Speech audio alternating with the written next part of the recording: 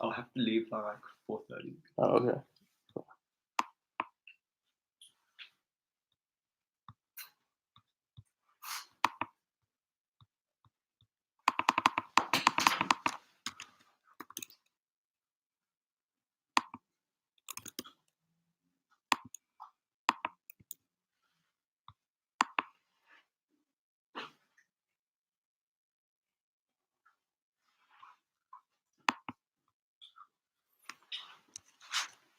Okay, let's continue with this. So basically, I mean, a lot of this is sort of understanding the nature of proofs. And when you understand them, this kind of question is kind of easy. You just kind of you gotta understand the problem. Okay, so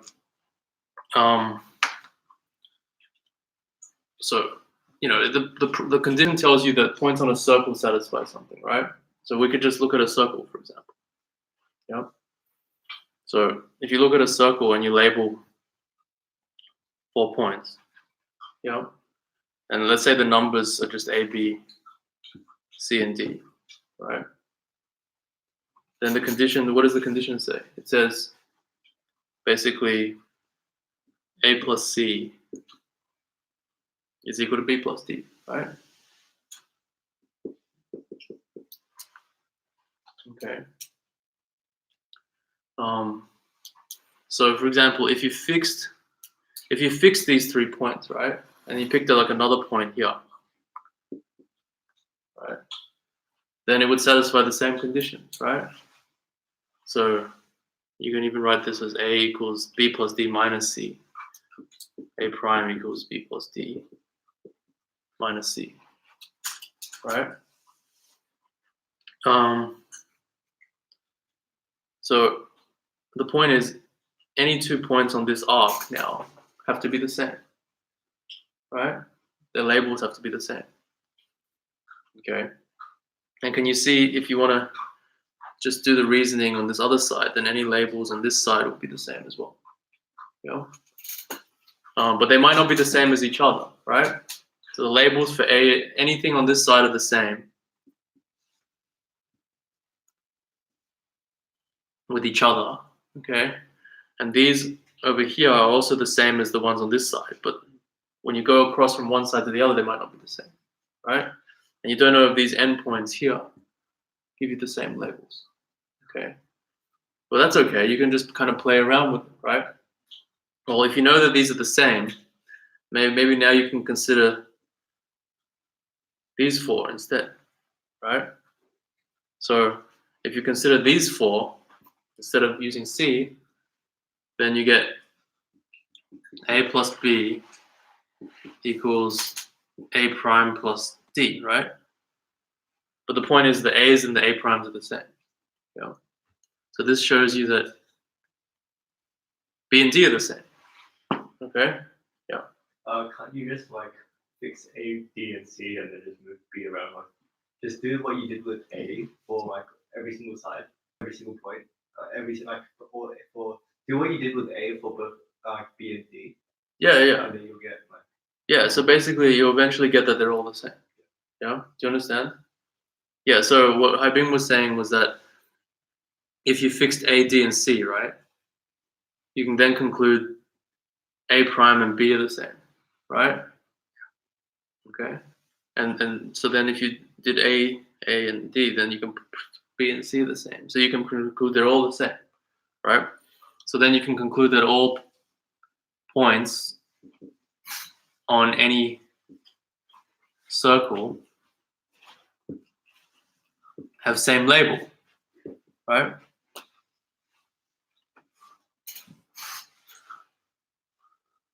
Does that make sense?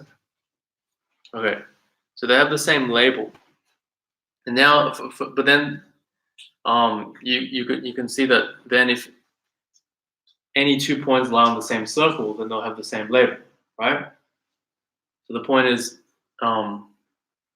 any 2 points do lie on a circle, okay? Any 3 points lie on a circle. We learned that, right? For every 3 points, there's a unique circle that passes through them, okay? So in principle, you'd solve the problem, right? So you've showed that if you have any circle at all the points must have the same label. And if you have any 2 points at all on anywhere on the plane, those 2 points must lie on a circle, right? So then those 2 points must have the same label, okay?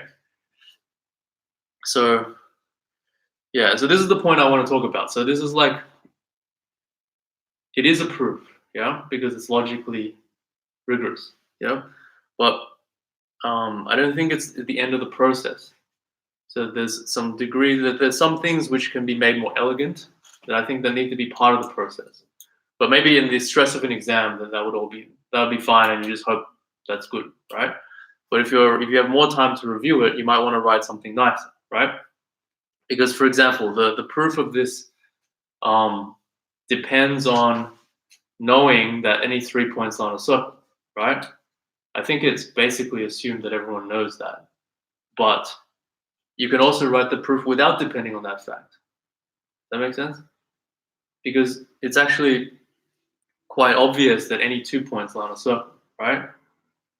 You know what I mean? So any 2 points, you can always find the circle with the center at the midpoint of the 2 points. So then it not only lies on the circle, it lies on the diameter of the circle, right? And so if you were to actually write a proof, it might look something like this. So let x and y be any 2 points in the plane, right? And then, well, we can find a circle. So it's a bit hard to write all this, but we can find a circle with x and y on it, yeah? So namely center, midpoint, radius, half the distance, right?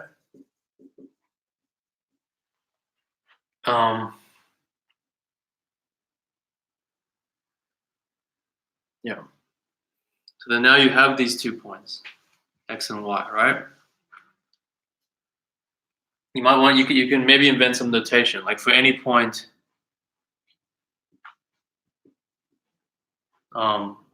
z, call the label like LZ or something, right? So then here we have like x and y, and then these are labeled by LX and LY, yeah? Okay. And then we can go through the process of doing it for the circle, but now once we've done, we actually solve the whole problem at the same time. Does that make sense? So then you can like let Z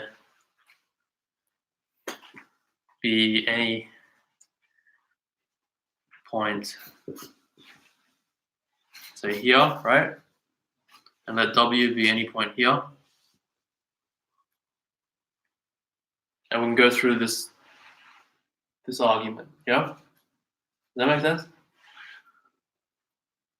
Okay, but the point is, once at the end, you just conclude that L of x is equal to L of y.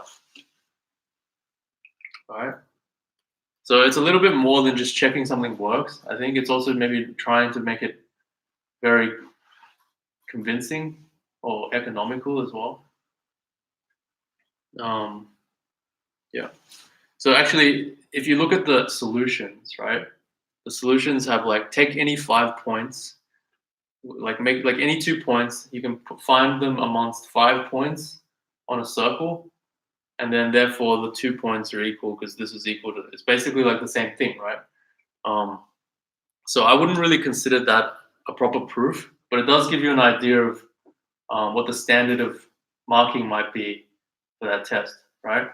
Because it's definitely not clear, like it's not clear just from writing it that any 5 points lie on a circle, you know? But like if you draw the 2 points on a circle and then put the other 3 appropriately, then it is clear that those will lie on a circle and then it'll work, right? Okay, good. So that's that problem.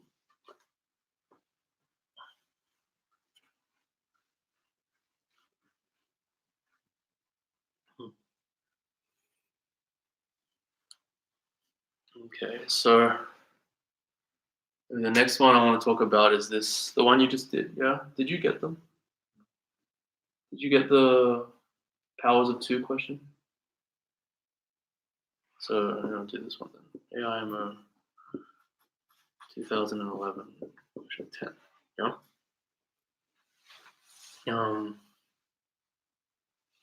So do you remember what the question was? So, 3 distinct integers. yeah, so basically, like if you have positive distinct A, B, C, right? Proves that A plus B, A plus C, and B plus C A plus B, cannot be. B plus C, A plus C can't be non-negative powers of 2, yeah?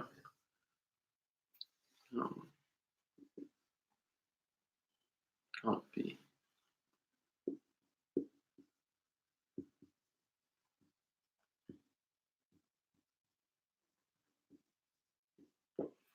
Yeah, so I mean, there is definitely like when you think about things in terms of proofs, right?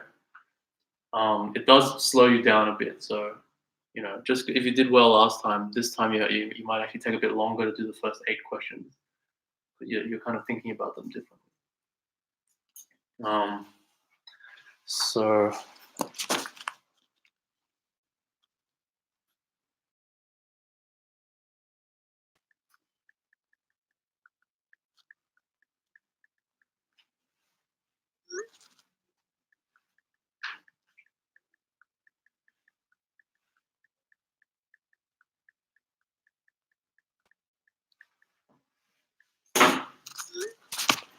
okay, so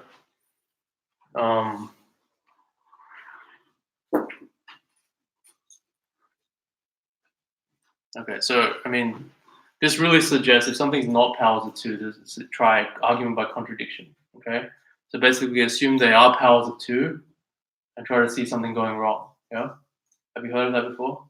All right, good. So let's suppose that they are. So these are all integers, yeah. A plus B equals 2 to the L.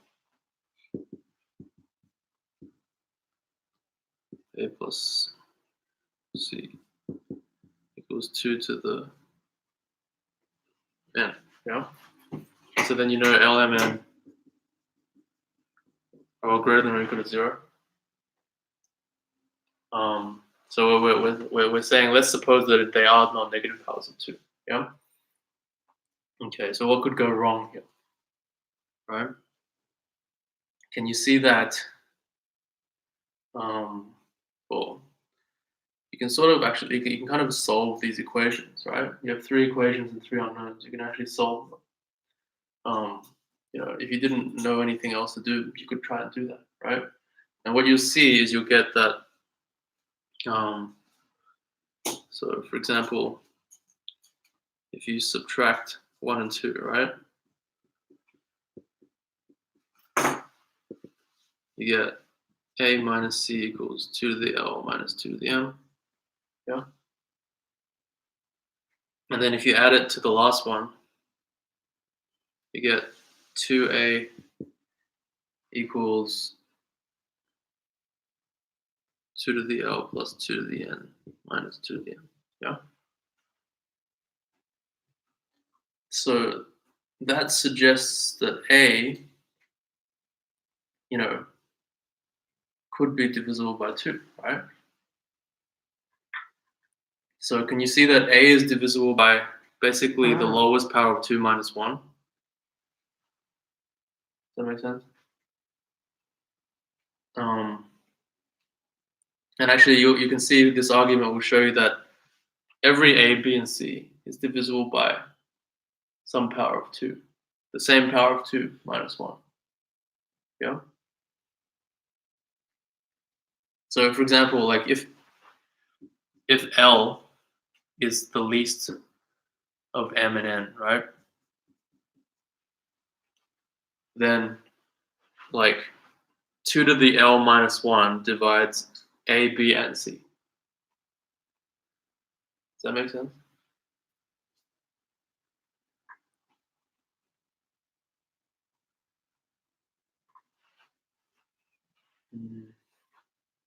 So this is A equals 2 to the L minus 1 plus 2 to the N minus 1.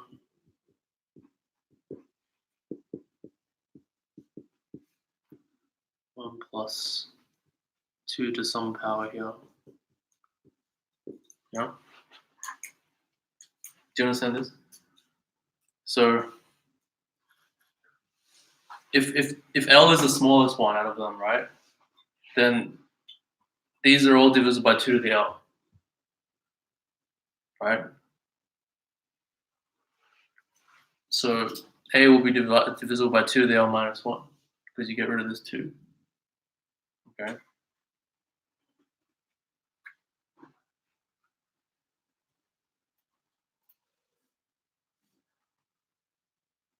You guys following? Did you get this so far? Oh. Okay.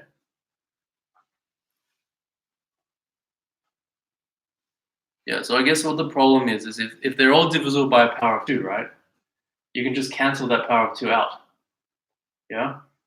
So for example, you can let A prime be equal to A over 2 to the L minus 1, right? B prime equals B over 2 to the L minus 1. And C prime equals C over 2 to the L minus 1. Yeah? Is it clear they're all divisible by 2 to the L minus 1? Because if you assume A is divisible by 2 to the L minus 1, for example, then B equals 2 to the L minus 2 to the L minus 1, right? See that? B equals 2 to the L minus A, right? From here. So if A is divisible by 2 to some power of L minus 1, and 2 to the L is obviously divisible by 2 to the L minus 1, then B must be divisible by 2 to the L minus 1. Okay, and the same thing shows that C is divisible by 2 to the L minus 1. Okay, so if they're all divisible, then you can just divide them all by that power. And you'll still get an integer, satisfying the same conditions as the question. Okay, but now, if you divide this by 2 to the L minus 1 and that by 2 to the L minus 1, then this will just be 2, right? And then this will be some other power, maybe like M prime and N prime, yeah? But now they don't have any powers of 2 left, right? Okay. But now can you see that for A plus B equals 2, that's a problem, right? So now it's A prime plus B prime. Yeah? If you cancel all the 2 to the powers out, you get this plus that equals 2, right? Okay. But for that to be the case, I mean, these are all positive integers, right? So the only way 2 positive integers can add together to get 2 is that they're the same and they're equal to 1, right? But that's not allowed because they're not allowed to be the same. Okay? Because if they're the same, and obviously putting back the power of 2 will make them the same still. So we have a contradiction. That makes sense?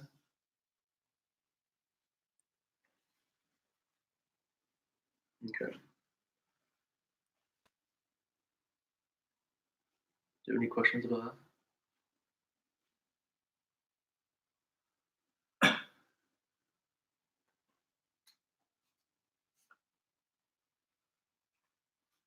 So assume that the powers of 2 when you add them up like that, right? And then because of that, it means that all of them are divisible by some power of 2. Okay? Cancel out those powers, and then you'll see that 2 of them have to add up to 2. And then, so that they have to be 1 each. Okay? And then when you put the power back in, then they'll end up being the same, power of 2. And they're not allowed to be the same because they have to be this thing. Right?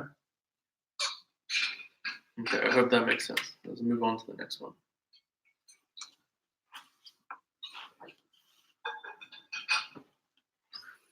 Did you all get to try that other one? I guess if you didn't get the circle one, this other one will seem kind of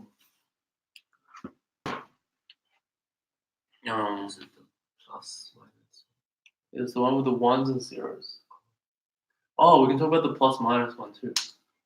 So I was like, yeah, but I kind of don't want to work out the answer to that. I want to just relate the other thing to that. So do you remember do you remember the AMC question at the end? –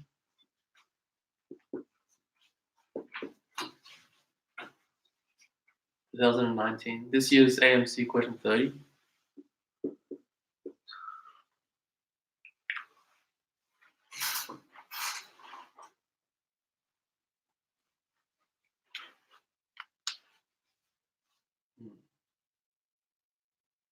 you remember? I don't quite remember the question, but I know how the idea is going to work. So it was like a wall, right?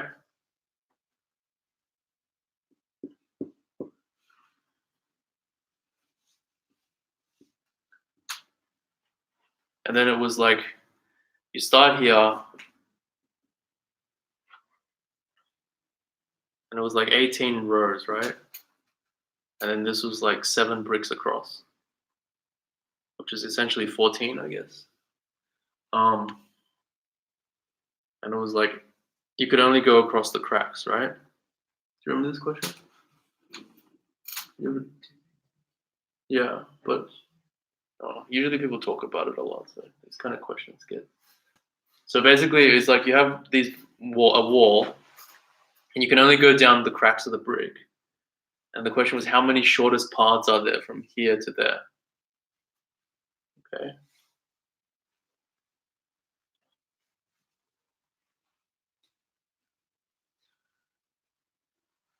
Did you end up doing this one?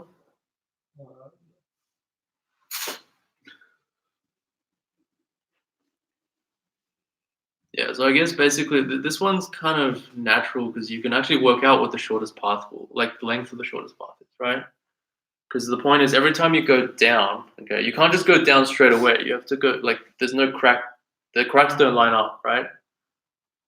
Like if you go down, you have to go across and then go down. You can't just like go down because there's no crack here, yeah?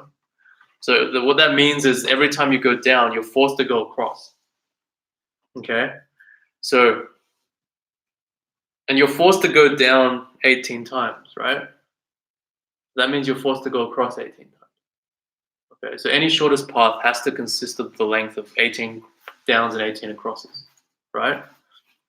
But I think it just so happens that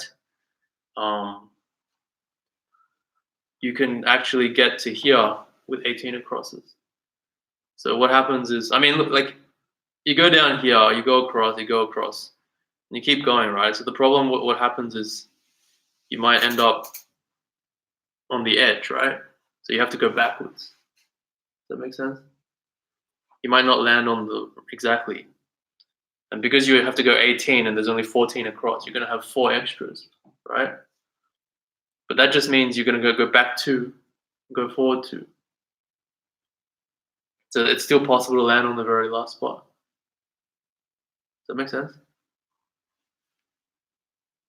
Okay, so the reason I'm not so clear on the question is because I can't remember if you're allowed to go down like these edges or I don't think you are, right?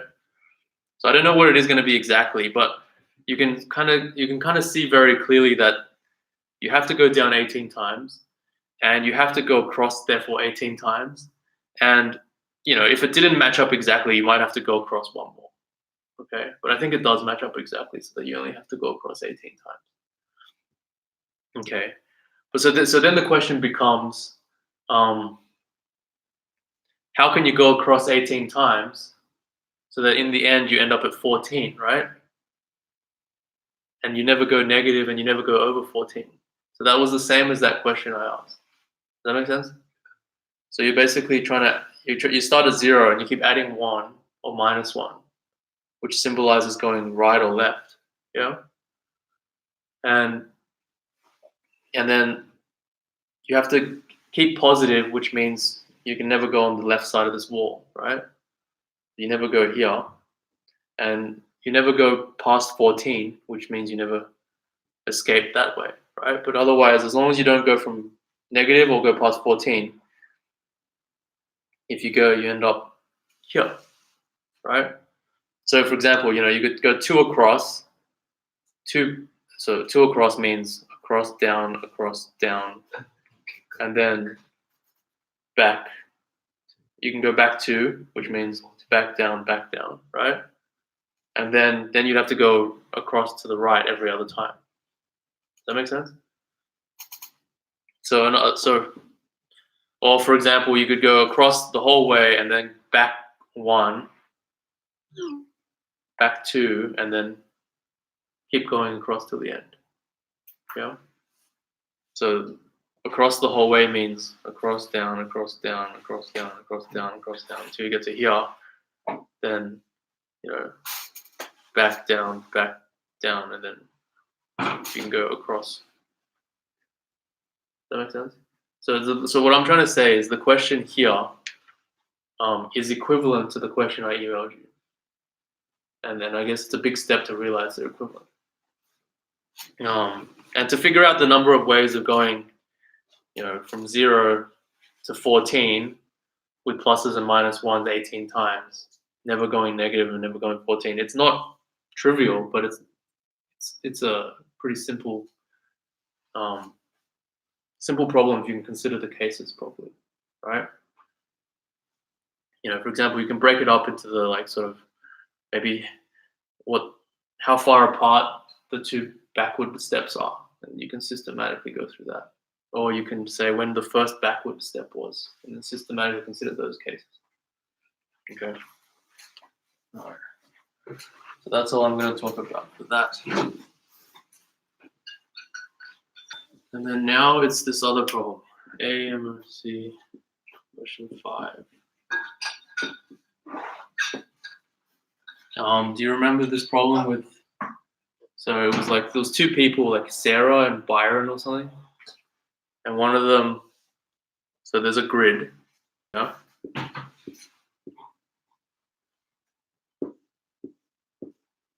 Right, and then Sarah writes like 0s and 1s in all the entries. Yeah, and then she writes down all the row sums, right?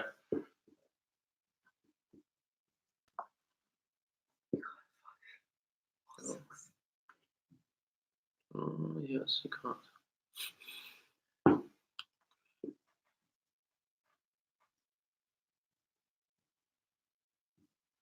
Yeah, like you can write. You have 6 here, right? You write out what the sum of the entries are in each row and each column, right? And then the other person, Byron, says that, oh, well, just knowing the row sums, well, she erases this, right? The other guy says, oh, just knowing these numbers outside, I can figure out what the original numbers were, right? And then the question is, can you show that implies there's a 0 row or there's a column of all 1s? Does that make sense? Yeah.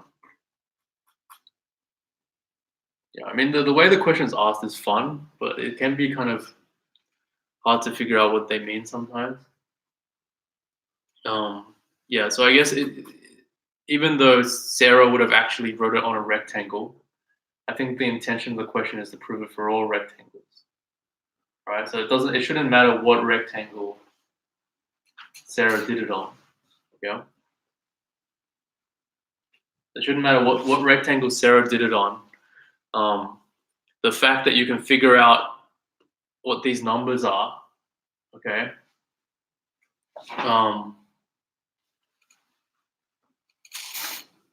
Will always imply, like you can figure out the whole thing from these numbers, will always imply that there's a row of 0s or there's a column of 1s. Yeah? Okay. Did you guys ever think about that one?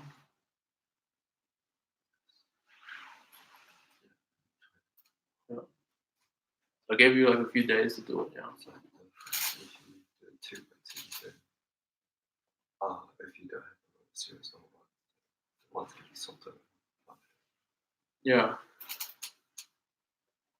Yeah, I guess what I want to do is I want to go through the whole process of solving this problem, yeah, and then writing a proof for it, yeah. So yeah, it's a bit of a shame. So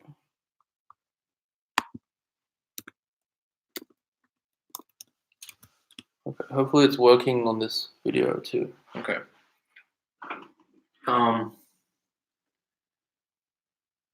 Anyway, yeah, so let's hope it works. So let's go through the whole process and the proof, yeah? So the condition's kind of interesting. So there needs to be a row of zeros or column of ones, right? And so one of the kind of obvious things about this problem is that those are the kind of things where it's really easy to work out what the row is, you know? Because if the row is of all zeros, the sum is 0, right? So so anytime you know the sum is 0, you know the whole row is 0, right? Anytime you know the column is sum is n, or whatever the number of rows is, you know that they all have to be ones for it to fill out the whole thing, right?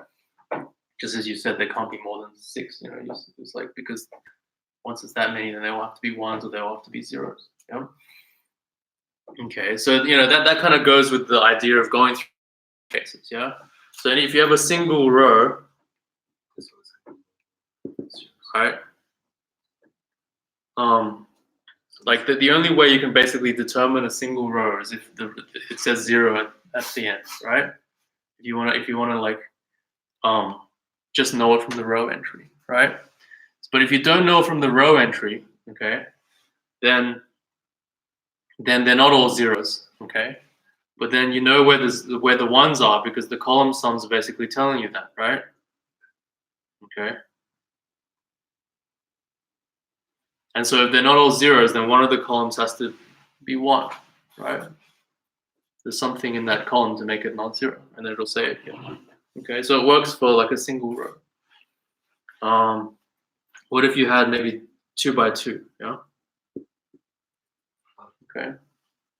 So 2 by 2 gets kind of interesting because if you only have one, so what? yeah.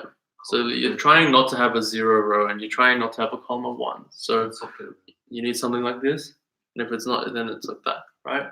So this will be 1, 1, 1, 1. Yeah. Yeah. So the problem is, okay, if you swap it around,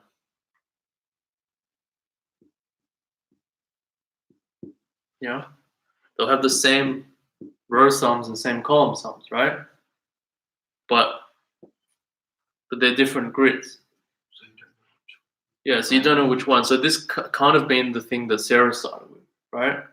So basically this lets you in on what the condition means. Like anytime you can have 2 different grids filled out with the same sums, then that's a no-no, right? Because that means you couldn't determine. You should get back to 1. Yeah. Okay. So you keep going. Let's see the kind of things that I was thinking about. So, I mean, you also have to be convinced that this works before you prove it, obviously. Like, I think this process is often overlooked. Just convincing yourself that it would work. Let's see. So one thing that really convinced me for some reason was that if you assumed all the, there's some other realizations along the way. Like, for example,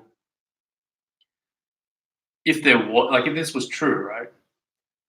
Then the way you'd actually determine it would be you take the grid, you find the row of zeros or the column of ones, right? And then you delete it, right? And then what remains will have the same it will satisfy the same assumptions as what originally. So that's going to have another row of zeros or ones, and you just keep deleting until down to basically 1 entry. Yep. Okay. So there was one thing I was thinking of that kind of made me convinced was if you had so different numbers of rows and columns. So sorry, different numbers of row sums, yeah, and column sums.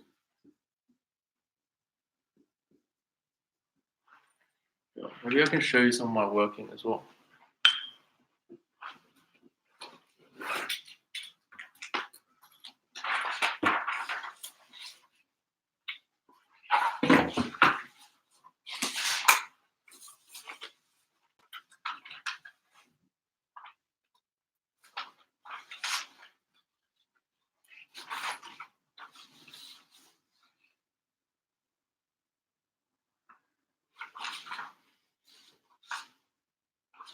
Okay. This is not very interesting there. Okay, and I guess the reason I came across these different numbers of row column sums and row sums, right, is I noticed that if you have the same, so if you have the same row sum, yeah, like if this was 3 and this was 3, right? Right? Can you see that, like, you can sort of swap the rows with each other and not affect the column sums? You notice that? It's like if you have like 1, 0, 1, 1, and that adds up to 3, and you move it over here and that over there, that'll still add up to 3, that'll still add up to 3. And then the columns, well, they're just 2 entries swapped, so they have the same column sums, right? So I thought that was going to make it very hard for them to have the same row sums, okay? So then I looked at what happens if they all had different row sums and different column sums, okay? And then when I solved that case, I was convinced it was going to work, even though like it didn't actually directly contribute to the proof. Okay, so for example, what happens when you have different row sums and different column sums?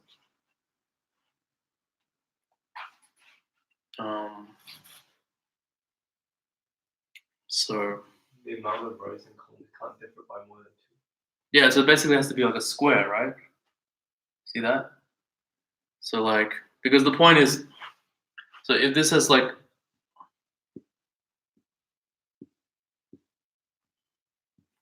you know, and the point is, this is what the process I went through to solve it. It could actually be irrelevant, you know. It could come up with a more efficient way to think about it.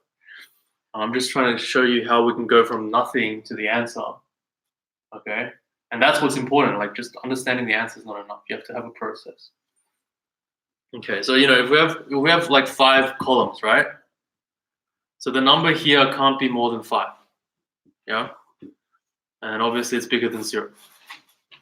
Okay. So like, well, if it can't be more than 5, right? Then if there was like 100 rows, they're going to repeat in numbers, right? That makes sense? So if each row can't be more than 5 and there's like 20 rows, right? Then there's going to be tons of repeats. So for there to be no repeats, there's basically has to be, you know, five rows or less, yeah? And so if it's 5 rows or less, then they all have to be 0, 1, 2, 3. Sorry, we can assume there's no 0 row, I guess. Yeah, 1, 2, 3, 4, 5. Yeah. Okay, and the same principle applies to the columns, right? If there's, these can be at most 5. Okay, so and if there's 5 of them, and we're assuming none of them is 5, right? If we're assuming none of them are 5, then it's going to be 0, 1, 2, 3, and 4, right? Maybe in some different order. Okay. Yeah. But then they don't add up. See, now there's a contradiction, right? Because for this to be 5, these all have to be 1s, right? That makes sense? But for this to be 0, they have to all be 0s.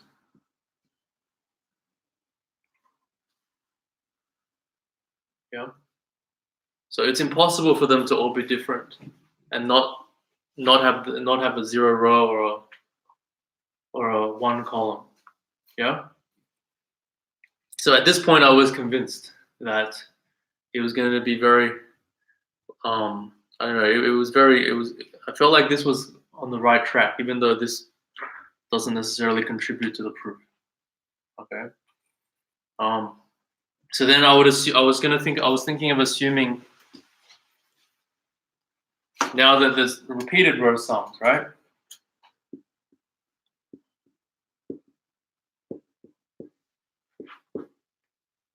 So repeated row sums, you know, for example, we had 3 and 3 before, right?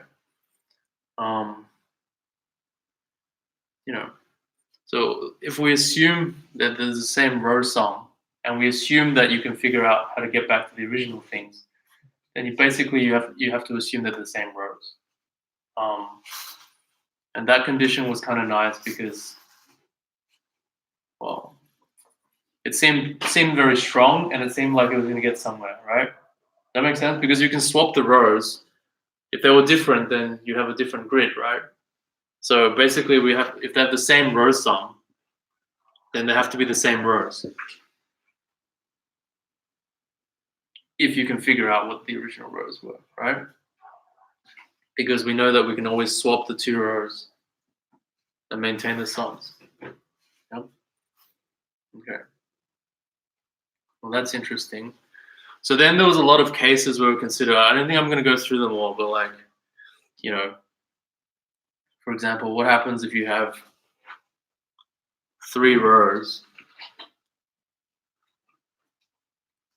and a whole bunch of columns, right?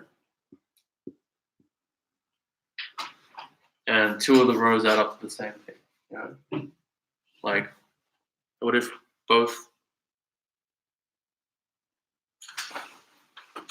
were like 2, right?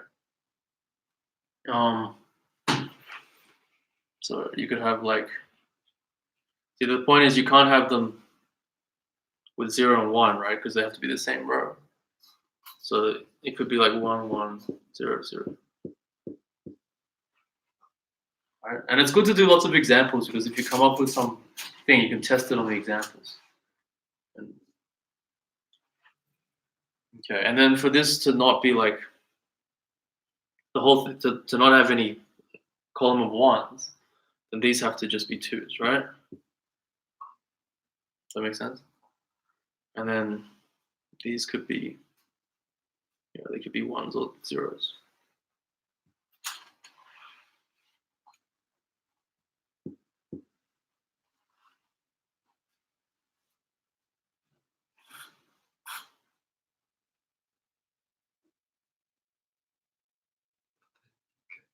Oh, no, if they're 1s, you can't figure them out. If they're 1s. Yes, because you get them 2 by 2. So if you ever have a like, so if you ever have 4 points like that make a rectangle, that like have like in the like formation 1, 0, 0, 1, like Yeah. 2 before. There's also because it's 2 by 2. It's the original, so you can just swap them. You can swap what around? You can swap this 2 and this 2 around, and the sums would still be the same. Oh yeah, so you're saying, yeah, you can swap these 2 around, right? Yeah, that's And like these that 2. is original. Yeah, good. Okay, this was at some point where I realized something like this as well. So I kept doing more examples, and I kept trying to swap, sort of. Like I knew that like there would have to be a 0 here, so I kept trying to swap this, and then there'd have to be a 1 here, and I kept trying to swap it so that they would end up like a. If you have a set, so that you remember the 2 by 2 case we started with, right? We can't have like 1, 0, 0, 1. Because you can just swap them, and it'll give you the same sums. Well, it turns out that it doesn't matter. It doesn't matter where they go. It doesn't have to be 2 by 2. So the point is that any grid can't contain these 4 things in corners. Okay, so you can't even have it like. So you can't even have it like. Like it's a 1 here, as a 0 there. 0 here and a 1 here with all these other entries in between. Okay, so you can't even have that. Okay. So I kind of realized this a bit later, but basically I was trying to make these grids back. Okay, so for example, you have like a 1 and a 0, right?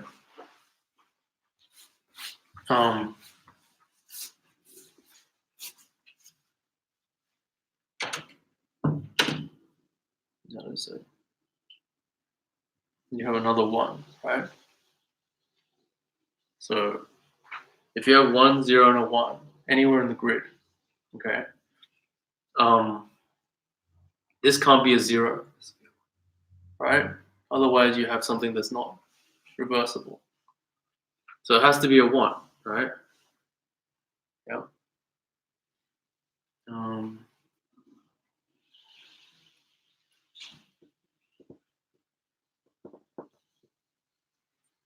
And if that's a 1, right? Can you see that this column can't be all 1s? So I should make it clear. Let's assume no column has all 1s. And no row 0, okay? So can you see that, like, yeah, so the fact that you can't have the rectangle forces you to put a 1 here, yeah? And the fact that this column can't be all 1s means there's a 0 somewhere else in the column, yeah? And can you see that if there's a 0 here, then you can look at, for example, you can look at this, right? And this can't be a 1, because if it was 1, it fails that thing, right? So it has to be a 0. Does that make sense? But now you're starting to build a 0 row, yeah? So to stop this from being a 0 row, you need a 1 somewhere, yeah? But the 1,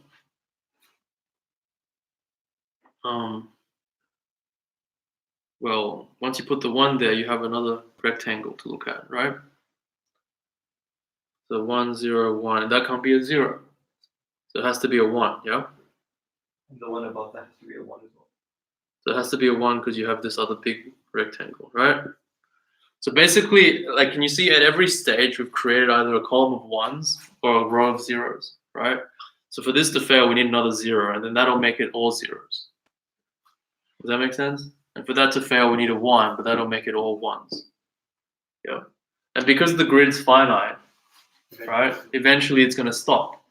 And it's going to stop with a column of 1s or a row of 0s, okay? So at this point, I was convinced I could prove it. It was definitely true, I could prove it. But what would the proof look like? You know what I mean? So maybe I could try some proof by induction where I have this steps laid out and I show it eventually. Because in your mind it works now, right? But what will you actually write down? Okay, maybe you just write this down and you don't have that much time anyway, and I think that's fine. Yeah. But if you had a lot of time and you're reviewing it, you might want to write something you thought gets to the point. Yeah. So for example, let's see what I wrote.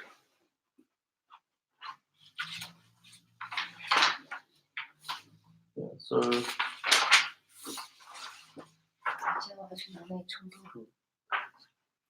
yeah, so basically, you know, so instead of writing like a sequence of these steps, okay, you might be able to just focus on the last step, right? Because that's sort of what induction is. You know what I mean when I say induction? So induction is kind of like, you do it for one, and then you show that every time you can do it for the next one. And so then whatever it is, you'll end up going one by one to the end. Yeah? Okay. So we started with just like 4 things, right? And we kept growing it until we got to the end. So you can think of that as like an induction, maybe. Okay. But another way of thinking about it is maybe you could just talk about the last step. Okay. So let's say what I actually wrote. So what was that wrote? So assume it's determinable by sums. Okay. So assume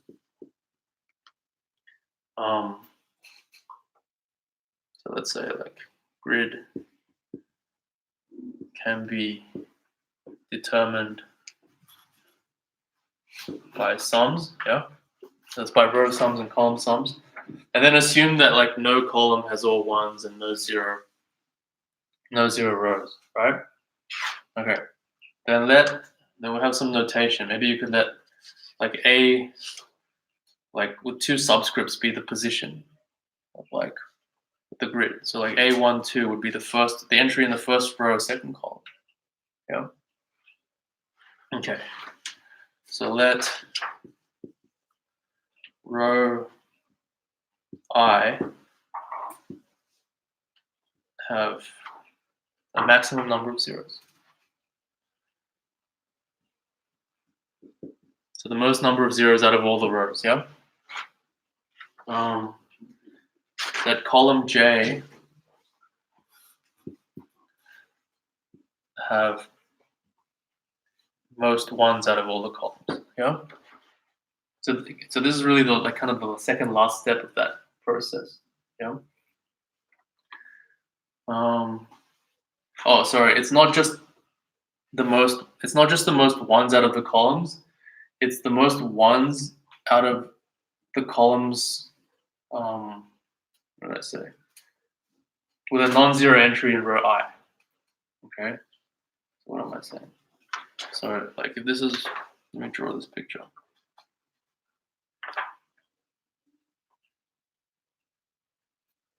So say this is row I, right? It has a whole bunch of zeros. I want row J to be one of these columns. That has a 1. It has a 1 in its intersection with the row I. Okay, and it has the most ones out of all the ones that satisfy that. Yeah. Okay. So what am I saying? So there exists an I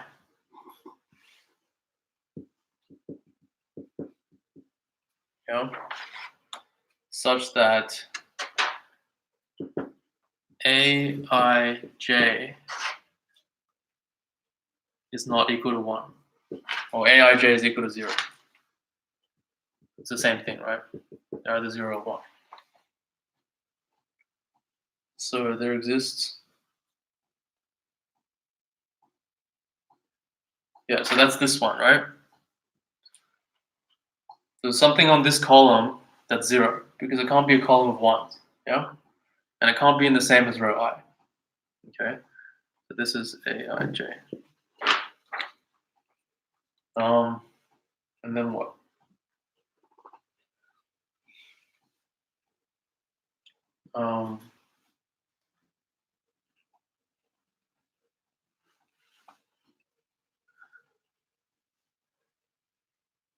Node Aij equals 1, yeah? So this is Aij. Yep. Okay. So now if Ai little j equals 0, if A capital I little j equals 0, so that's like if one of these entries equals 0, right? The little I capital J is like Little I little j. Yeah. Okay. Does that make sense? So this is Aij equals 0, right? Then A little I, so then this one here has to be 0, right? Because this here is, so A little I little j is here, right? See, if that's 1, that's 0, and that's 0, right? And this can't be 1 because then you'd have that swappable thing, right? Because then you'd have the 1, 1, 0, 0. You can just swap the 1s and 0s, right? So you might have to add a little comment about that, yeah? So add that anytime you have a subgrid, 2x2 subgrid with 1, 0, 1, 0, 0, 1, it can't work, yeah? But let's assume we did that. That'll be the only thing of that kind we do. Okay. So this has to be a 0, right? Does that make sense? So not only does this have to be a 0, all of these zeros have to have zeros under it, right? It's the same, they satisfy the same conditions. Yeah. So what you have now is you have a row that's got 0 here where the 1 was there, right? And you had a 0 everywhere else that has zeros. Does that make sense? So maybe I can illustrate this more clearly.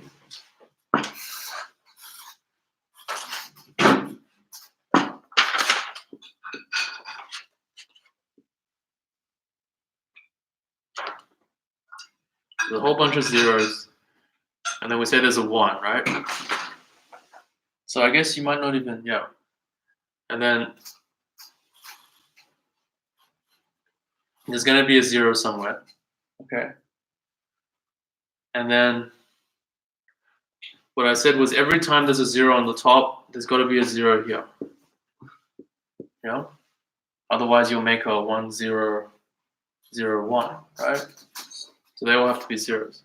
But the point is now this row I has more zeros than row capital I, right?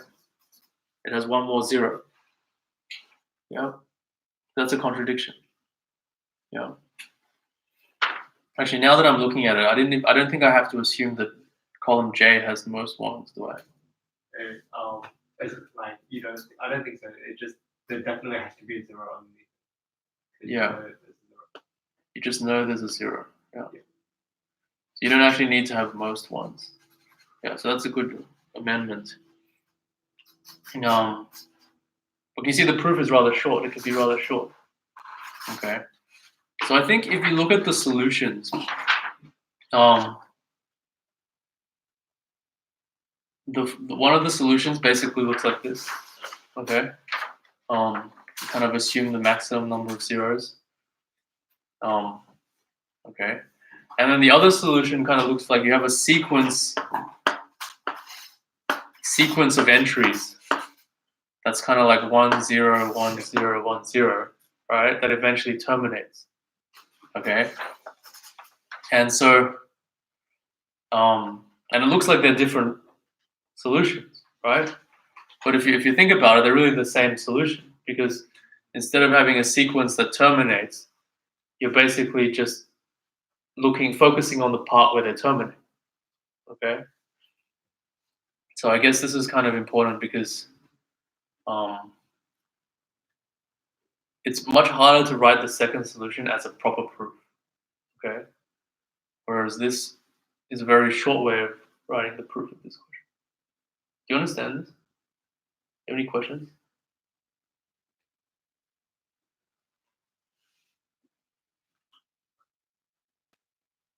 Yeah, so basically assume you have as many zeros as possible in the first row. It's got to be a 1 because you've assumed there's no 0 rows, right? But they can't all be 1s because we assume there's no 1 column. So there's got to be a 0 somewhere, right? And in that row with the 0, all these other things are 0 as well.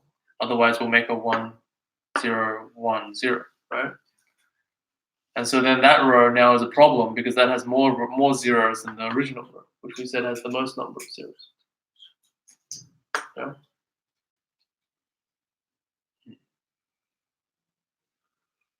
Okay.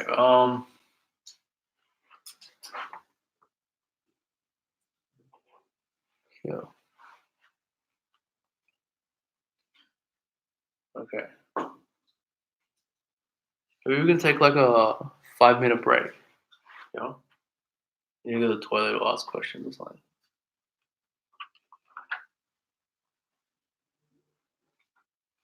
Can you go to the toilet? Can you go to the toilet?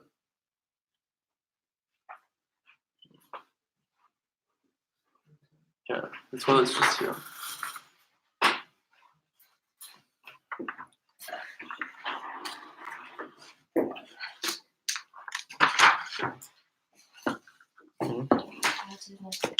Oh yeah, okay.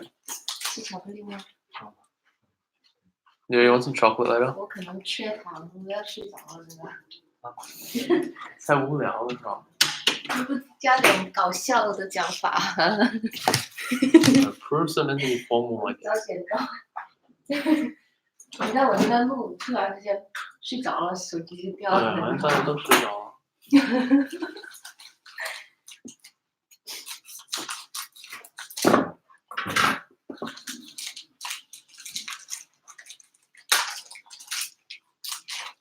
你拿过去蒸吧，好的。把它弄断。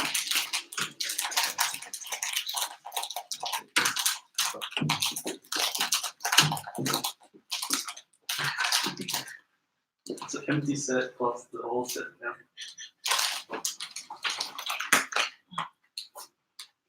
小心掉到处都是。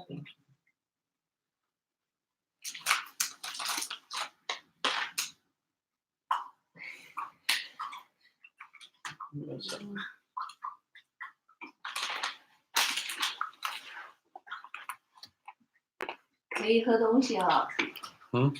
那个喝果汁还是牛奶还是 almond milk？ Oh yeah, you want to drink something? No, I have water. Want to drink something? Milk。 Yeah, this is not usually 就 the 是 case. 牛奶 We're not like 配 all 巧 this 克 quiet 力是 and 最好 stuff. 的。 Yeah, when Kaban's here, Usually. like it's actually out of control usually. It's quite amazing that we're all this calm. Do the question where if you have a 4x4 bar of chocolate and you break them along the like columns of rows, how many times do you have to break them in order to get on like what level? I can't remember. I remember. Oh, you want to do it? Yeah, go for it. We have like, you do it in 5 minutes. That's a 5-minute intermission. Chocolate question. Go that. Yeah, go.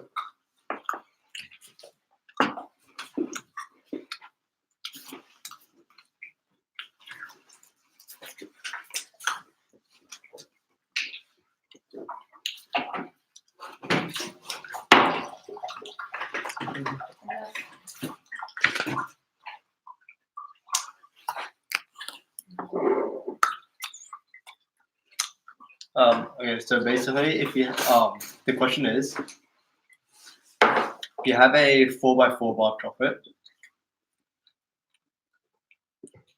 and you break them along like columns or rows,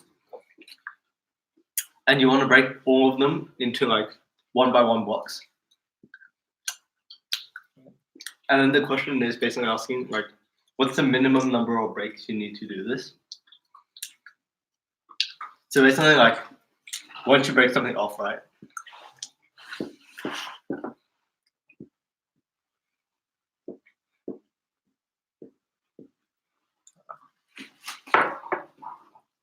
Then like they're separate now, and then if you break here again, then you might break here or there. So like once you break something, it doesn't affect the other like blocks that you've already broken. And the question is like, what's the minimum number of breaks it takes to do this? So the solution of this thing, it's part of a topic called combinatorics. And basically, like here, you're trying to look for something like that. How whenever you break something might stay the same or something might not change. So in this case, like if you have a block of something of chocolate and you break it, then from one piece you get 2 pieces, right? And so now, say if we just break it anywhere, maybe here. So now we have 2 pieces of chocolate. But if we take any of these bricks and break them again, then from that one piece we make another 2 pieces, right? So that means every time you break a piece of chocolate, you only ever get 1 more piece, because you can't get like say two extra pieces out of 1 break. So what that means is so every break Gives you 1 piece. Gives 1 more piece. Gives 1 more piece. It can't give you less because you can't just have the same amount, and it can't give you more because we said that already. So that means that if you start with 1 piece and you want to break it into 16 1x1 pieces, right? No matter how you do it, it'll always take 15 breaks to do So a way we can like try to test this is just like check that it's true. So if we just break it down here again, then we break here, here, here. So then 1, 2, 3, 4, and then 5, 6, 7, 8, 9, 10, 11, 12, 13, 14, 15. So yeah, it takes 15, like, no matter how you do it, it'll always ever take you 15 breaks to do it. Nice. No. If we're eating something else, we have another problem with the other thing we eat. We're eating chocolate, so.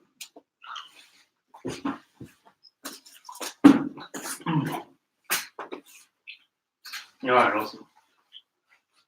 Do you guys do the questions that were on the board? I'm gonna go through some of those.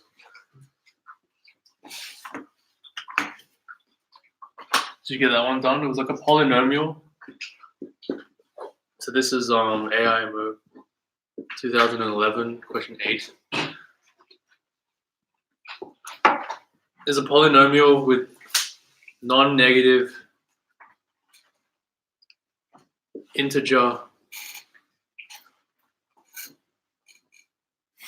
He wrote yum. Coefficients.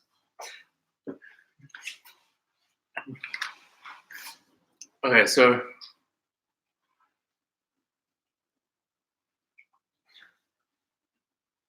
and it has the condition that P of 5 equals 2011, right?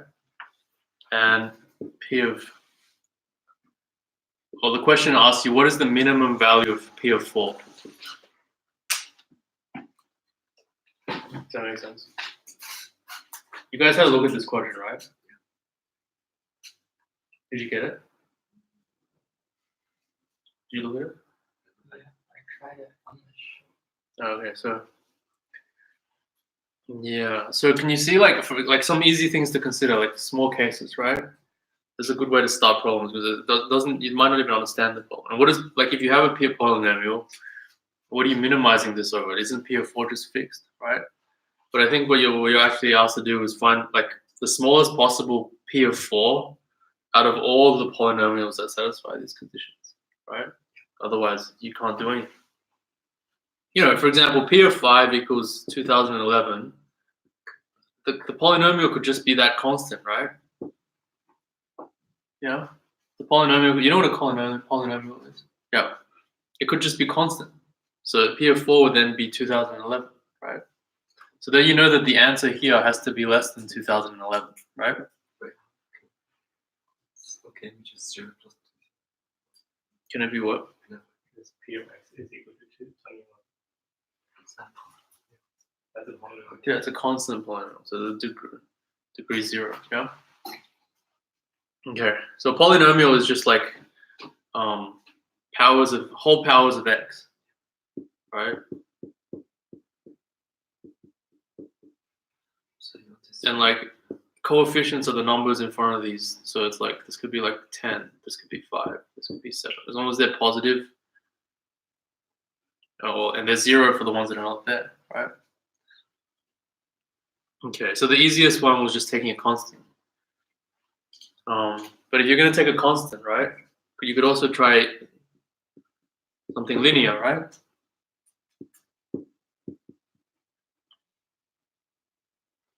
And if P of 5 is equal to 2011, P of 4 would be equal to, so this means that 5a plus b is 2011, right? And then P of 4 would be 4a plus b. 4, 2 plus 1. Mhm. A is 4, 2. Yeah. Because like the smaller A becomes the Yeah, so can you see, like, to what you want basically A to be as big as possible, right? because then it change the difference between 5A and 4A increases. Yeah. And since B always stays this, Mm-hmm. say you want the difference between 5A and 4A to be the largest. Yeah. So you say B? Oh, B is 1. A is 4. Huh? Like, couldn't you like write that and make base 5 and then divide it by 5 and then make this polynomial equation and then you substitute 4 back in there? Can you say that again? So Not sure. The first you can write that 2011 in base 5 and then you get like 3, 2, 3, 2, 1 and then 11 base 5. You said you get 3, 2, 3, 2, 2, 1. and then when you like, since it's basically 3 to the 3 times 5 to the power 4 plus 2 times 5 to the power 3, and you substitute the 5 out, so the polynomial equation is 3 times x to the power 4 plus 2 times. This might be a good way to solve it. Okay, so let's see. So what are you saying? P of, so this is 3 times 5 to the power of 4 plus 2 times 5 to the power of 3. Is this where you're going with this? Yeah.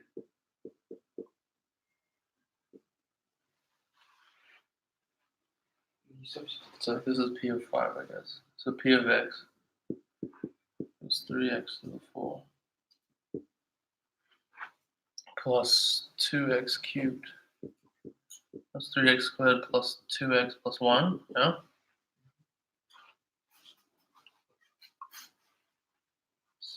Some numbers might be a little bit small. Let's see, you're saying P of 4 would then be the minimum. Interesting. So what do you get? 953. My calculation might be wrong. Let's check. So what's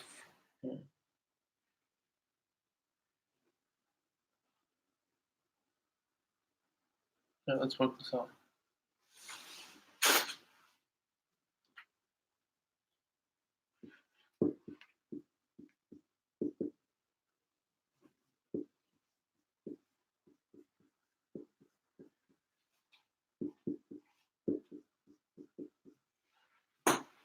You say it's 953. I got 953. 953. Huh.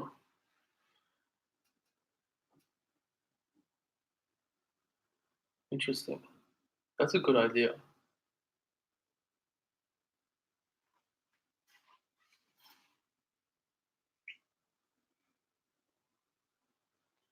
It's 5 to the power of 4. Wait, is this right? Yeah.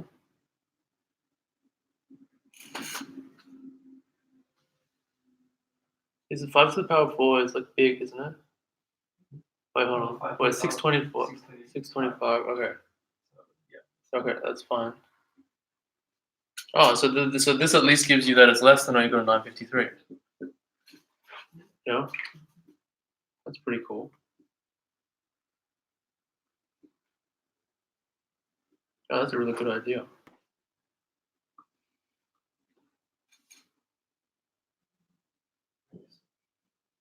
Because So you want so that's what we say. If you're writing yeah. like the bigger the powers, the bigger the difference. So I remember you can get polynomial with degree 4. That's polynomial with degree 4. Huh.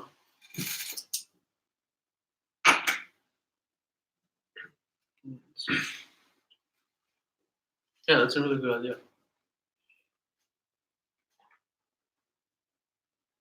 Oh, by the way, can I? So like, we can actually check this as we go through it as well. Yeah, if it's right. So I'm pretty sure this is close to the answer.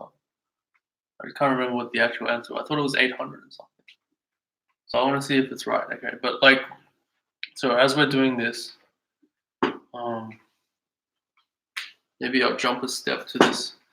So this fact, I'm not sure if they assume you know this or not, but I'm sure some of you already know this. Like if you have P of 5 in 2011, right? That's like the remainder theorem of polynomials. So like it says P of x equals x minus 5 times some polynomial plus 2011. You know that? Yeah. So let me check.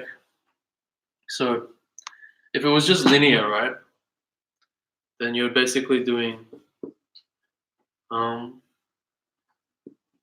x minus 5 times some constant, yeah? Plus 2011.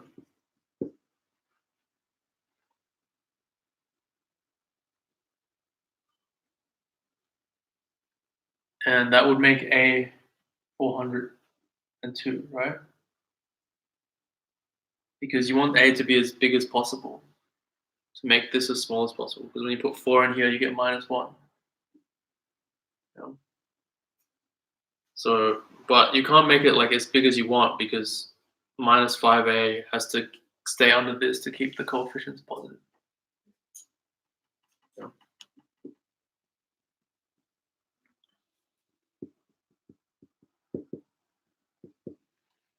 Okay, so that's not even close to 953 yet. So yours is like already skipped this step, which is good. So that'll give you like 1600 or something. Yeah. Okay. Okay. So, but if you did a quadratic,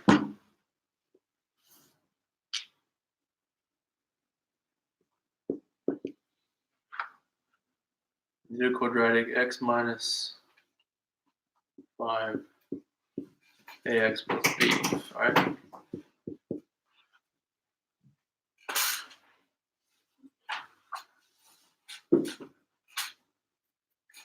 Can you see that? So this a, it's minus 5ax plus bx, right? Is the coefficient of x. It's like this, yeah?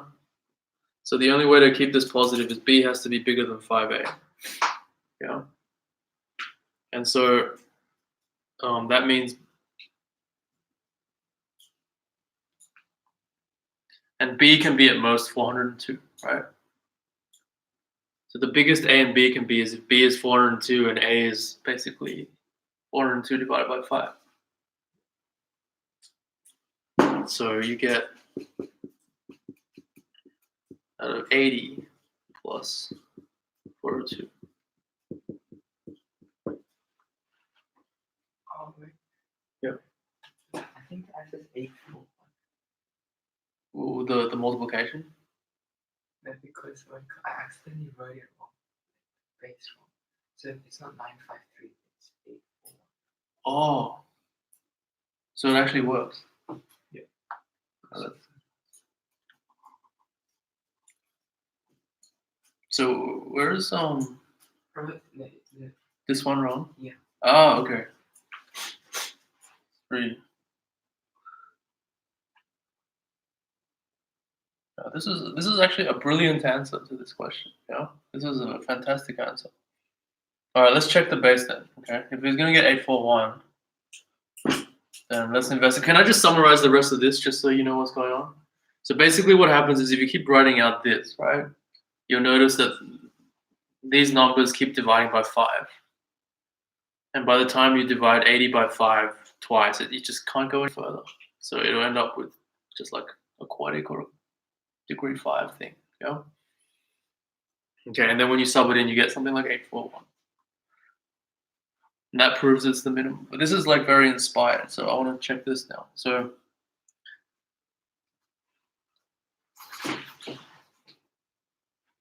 yes, welcome to the class, Leo. That was fantastic. Okay, so 2011, we have 3 times 625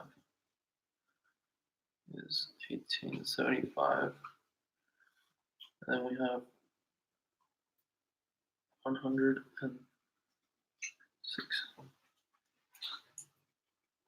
36. that's 5 squared. So that's good, that's good. I have 11. Are we on the same page here? That's just 5, right? So this should be a 1. What are you saying? Wait, Oh, that's a 2. Sorry, a 2. A 2, right? wait, shouldn't the second digit be 0? Wait, Oh, sorry. Second digit should be 1. Second digit is But- 1. So it's all 3, 1, 2, and then a bunch of zeros, right? 3, 1, 0, 2, 1. 3, 1. So I'm thinking it's 3, 1, 2, 0, 1. Oh wait, no. 3, 1, 0, 2, 1. Yeah? Is that what you get?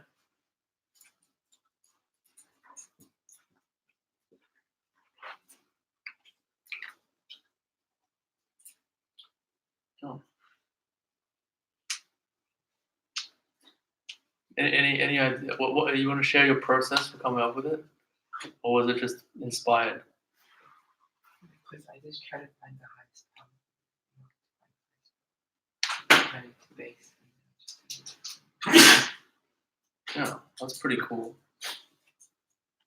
Okay, let's check it works. Okay, so is it 3, 1, 0, 2, 1, right?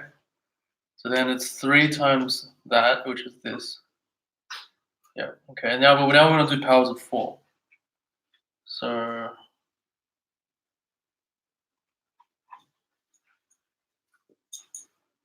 3 times 4 to the power of 4, is it? Yeah. Plus 4 to the power of 3 plus 2 times 4 plus 1, right? Yes, it is.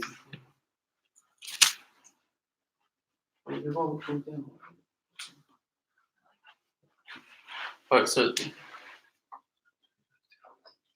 was 256. 753.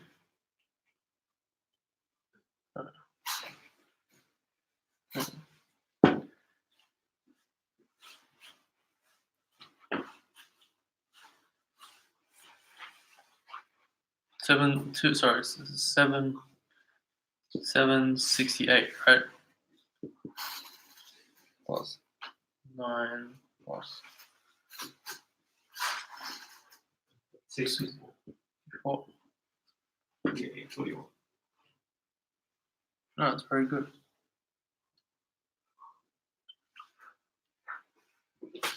Oh, that's fantastic.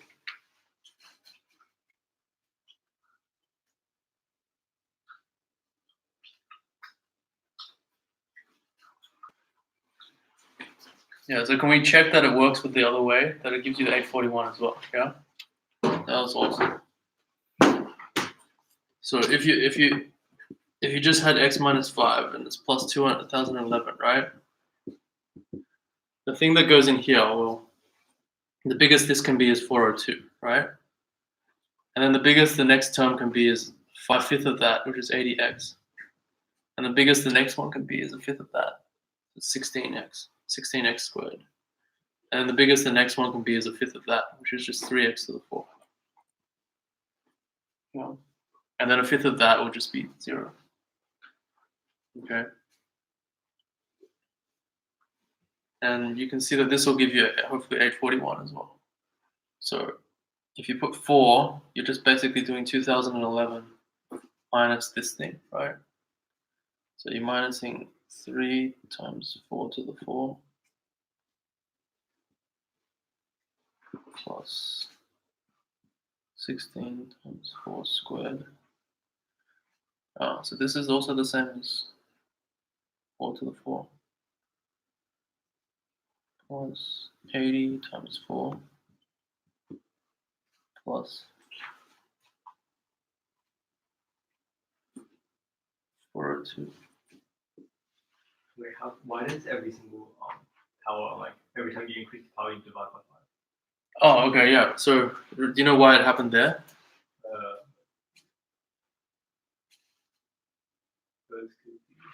So it was because because the coefficient of x, right, Yep. comes as 402 times x minus 5 times 80x, right? Yep. And so for that to be positive, Yeah. the 402 has to be bigger than 5 times this. And so to make both as big as possible, you make that as big as possible, and then you make this as big as possible. Yep. Okay, but then when you add an extra term, that thing applies to the ones that are next to each other. Yep. For x squared. Okay, and so it's true all the way up. And so then you just divide by 5. Okay, and then by the time you get to 3, divide by 5, it just rounds down to 0. Alright, so what do you get?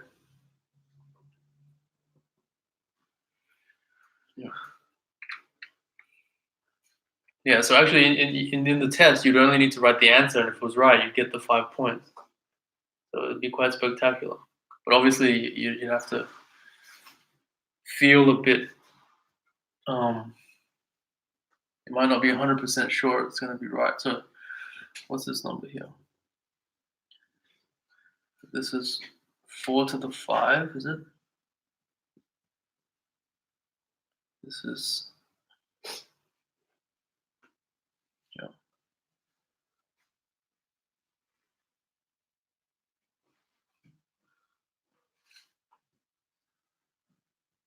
Seven 22. What was 4 to the 5 again? So it's 256 times 4, yeah? 1,004. 1,020. 1,024? Yeah, that's 2 to the 10. Yeah, it's 1,024, yeah. 1,024.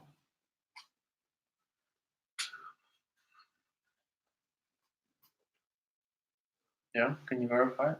So 1,024, 2011 minus 1,024 minus 722. Is that right? Something go wrong? No. Oh, plus. Right, hold on.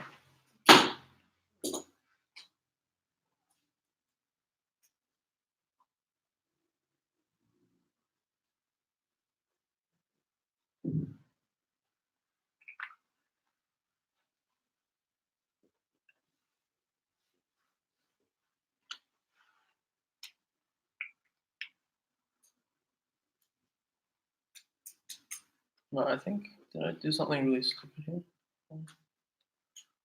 5, 320, 7.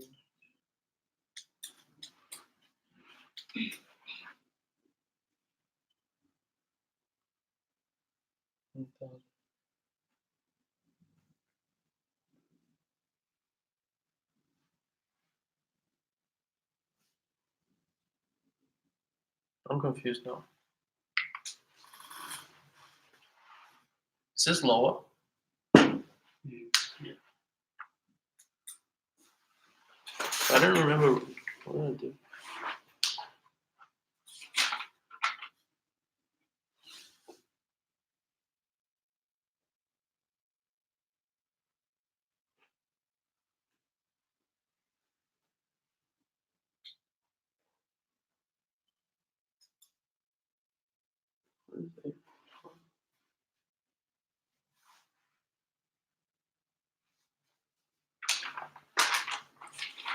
That's weird. I wrote 841 at some point somewhere.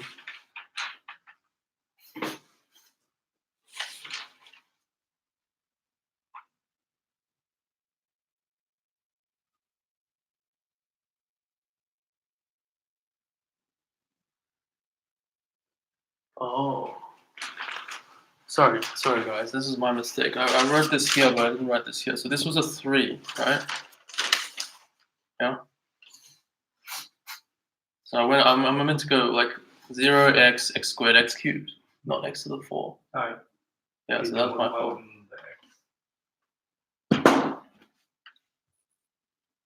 Yeah, so this should be minus 3 times 4 cubed plus 16 times 4 squared plus 80 times. So this is still 722. Yeah. Yeah. So that's a 3 now instead of a 4. So this is 4 to the power of 4. That's 256. This is 3 times 64. 190. Yeah, you guys are probably much faster at this than I am. So, what's this? Ends in 1. So it's probably right. 10 to 1. Okay. I don't know. I'm really slow at this.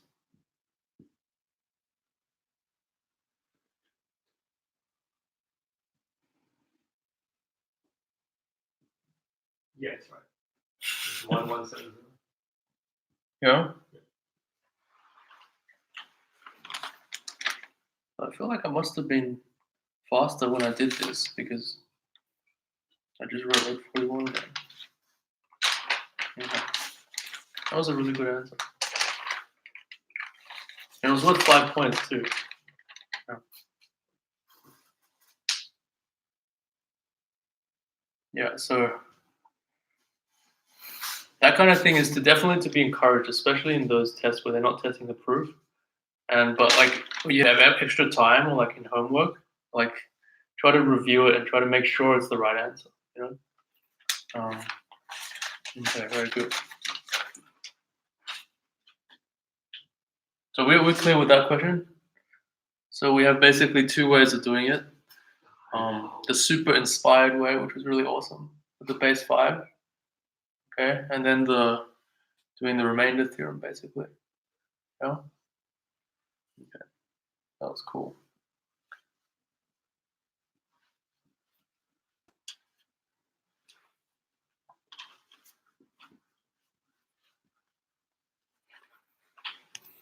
Okay, now I'll do question 10 or 9.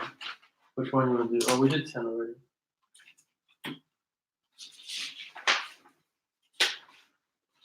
Oh, we're a little bit ahead of schedule. Question 9. I forgot what the question said. Do you know what the question? Did you do it? Yeah, it's like a pentagon has sides A, B, B, C, C, D, and D. So I have a pentagon, yeah? Convex Convex, yeah? has sides A, B, B, C, C, D, and D. A, B, C, D. Did you try this one? How'd you do? Got some confusion. Some ideas. Okay, cool. Well, What were A, B, equal? C, and C, D are like 9 goes at B and D are 19. And D is also equal to This one too? Yeah. They're all equal? And then I'm pretty sure there's a 90 somewhere? D and B. D and B, yeah? And the midpoint of A is M. A is M, yep. Prove that B and D is 19. Prove that BMD is 90.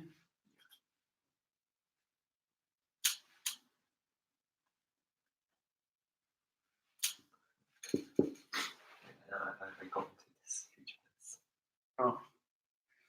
I don't know. I feel like this question does advantage people who know a bit more geometry because it feels like anytime you needed something, it happened. It was kind of it felt almost like contrived in that way. So, what are we proving here?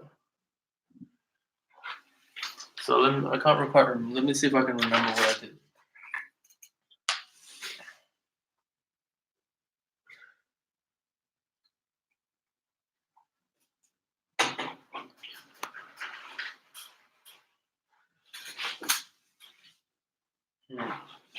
Oh.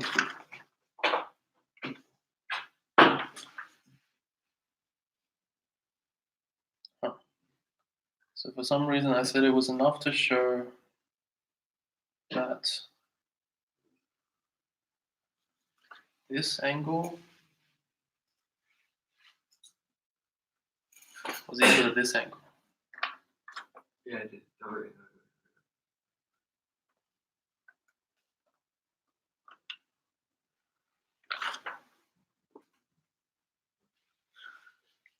Yeah, it's considered with 45. If it's 45, then you can prove that these two are congruent, and this would also be 45. Hmm.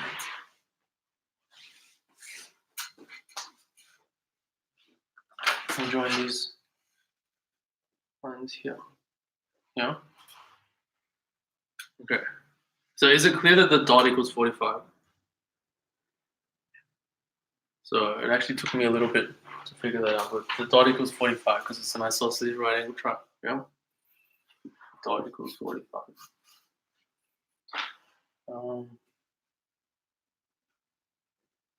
Yeah.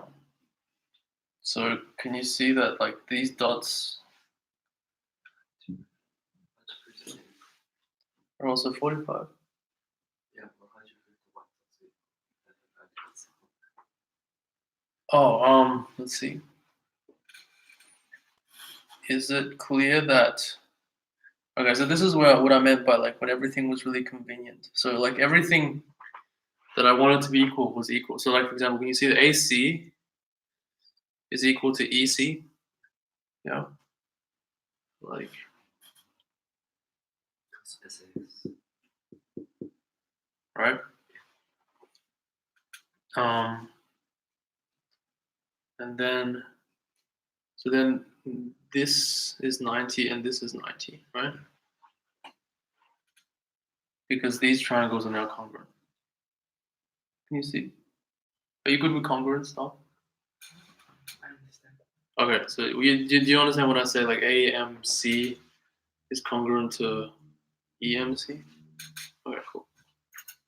So that makes them 90, right? That makes these angles 90 degrees. Huh? Yeah. So if they're 90, can you see that? Have you done this one before, Habib? Maybe, but like that's not good. Oh, okay. Well, if you can see if they're 90, right? That's a cyclic quad. Well, if there's a cyclic quad, then they're equal, right? Because do you agree they're a cyclic quad? Yeah. But that shows. Was it enough to show that they were equal? When you go you're fine. Yeah. Okay. So once you know that this is dot here and that's dot here, right? Then this is 90. Yeah. Right. Then this is a dot. And this is a dot. I mean, it's a symmetric thing. Okay. Let me just go through it. So is it clear that ABCM is cyclic? Yes. Yeah. Composite. Okay. And if it's cyclic, is it clear that this is now equal to this? Because it's a circle, right? Like a circle is like that, right? You know this. Yeah. And for the same reason, this is equal to this, right? So that means this is equal. That's 45. I mean, we could look at it on the other side too. This is equal to this. No, but it's congruent. That yeah, they're already congruent. Yeah, we already proved that. Oh, we didn't. Did we prove that they're congruent? I guess we didn't prove that those are congruent. We proved something's congruent. I mean, you can prove that A and B and Yeah. and D are. Okay. So is that clear? And so therefore this is 90 degrees because the dots are 45.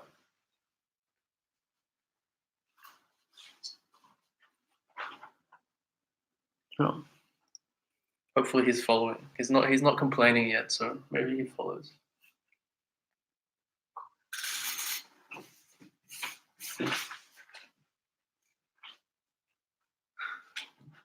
And we you know how to write a geometry proof, right? Just kind of. Yeah. Yeah, so I guess the process should go on if you find like a more elegant way to write it. I never quite did, but would you be able to reduce the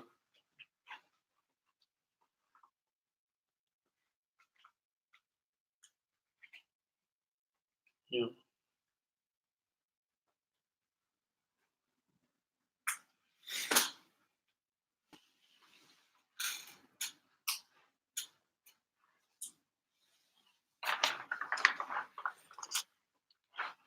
You guys all happy with that?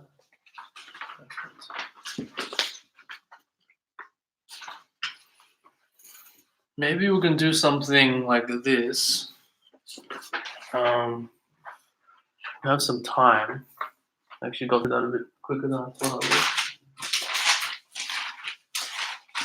would. More interactive one, not just me saying the solutions and how I did it. Maybe you can try and do one as we go, yeah?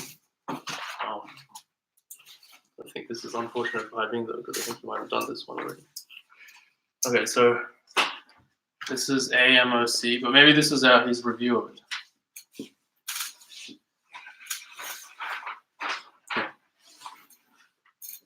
Yeah, so I guess the reason we're doing these senior contest questions is because we're trying to learn how to do the proof questions at the end a bit better, and Haibing is doing the senior contest. You know if the others are doing it? Is Aaron doing it? Aaron, I'm not sure about Aaron. Like the other people, quite a few people are. So this is question. I don't know which question this was. The one with the splitting two sets up. Fine. Is it question 4 or question 3? Question, it was question 2. 2. Yeah. Question 2, 2014. Okay. So I think what I want to do for this is kind of like, I tell you the question, have a think about it for like 5 minutes, and then we kind of go through what I reckon would be a reasonable thing to do in 5 minutes, and then we'll go from the next step so we can get all the way to the end. Yeah. Okay. So the question says, for which n greater than or equal to 2, can you split the numbers from 1 to n? You know, can you split them up into 2 groups? So like as you cut them in half, right? Such that the product, it doesn't have to be consecutive. You can split them up anyhow. Like you can pick like 6 things any way you want, and then so there's 2 groups. So that the product of one group is equal to the sum of the other. Does that make sense?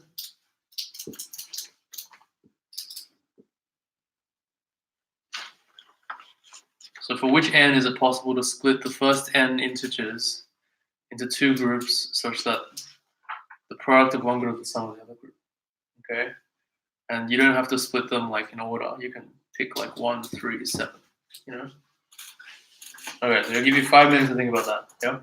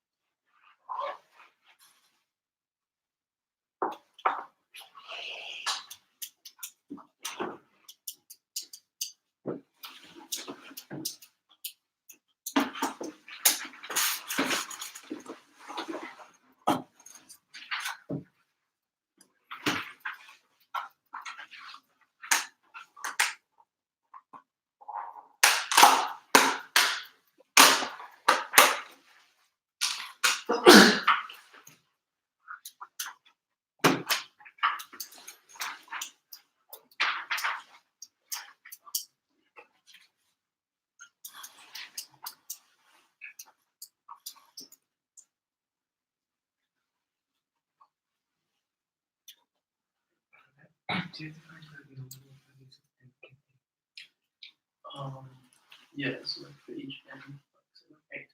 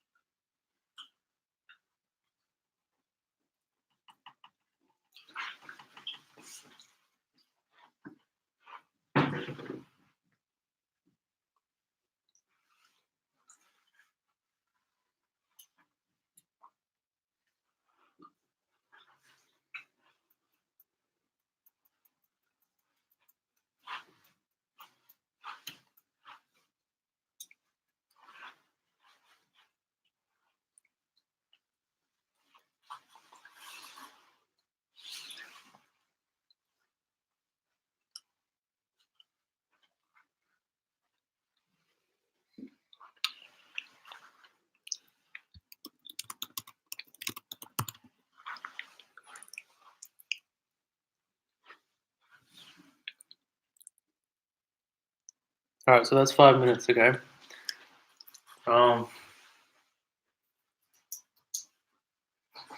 Any ideas so far?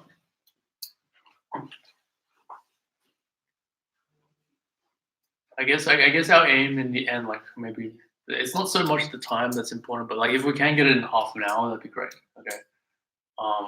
But in the 5 minutes, like, do you have any ideas what to do?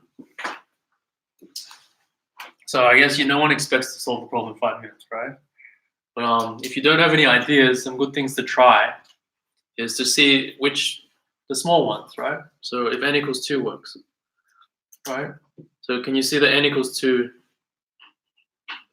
does not work, right? Is that obvious? Okay, good. You see n equals 3 works. It's just 1 plus 2 equals 3, right? So you have like 1, 2, and then 3.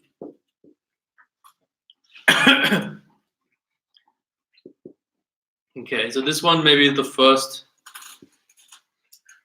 weird one. So n equals 4 does not work, right?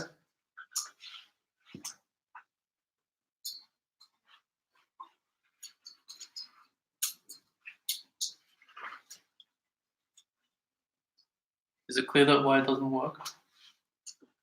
Maybe it's not so obvious, but you can't have one number and 3 numbers because the sum of any of those 3 will be bigger than the fourth. So then you're forced to have 2 numbers and 2 numbers. Yeah, but you can't. It doesn't work for any of those ways. Yeah.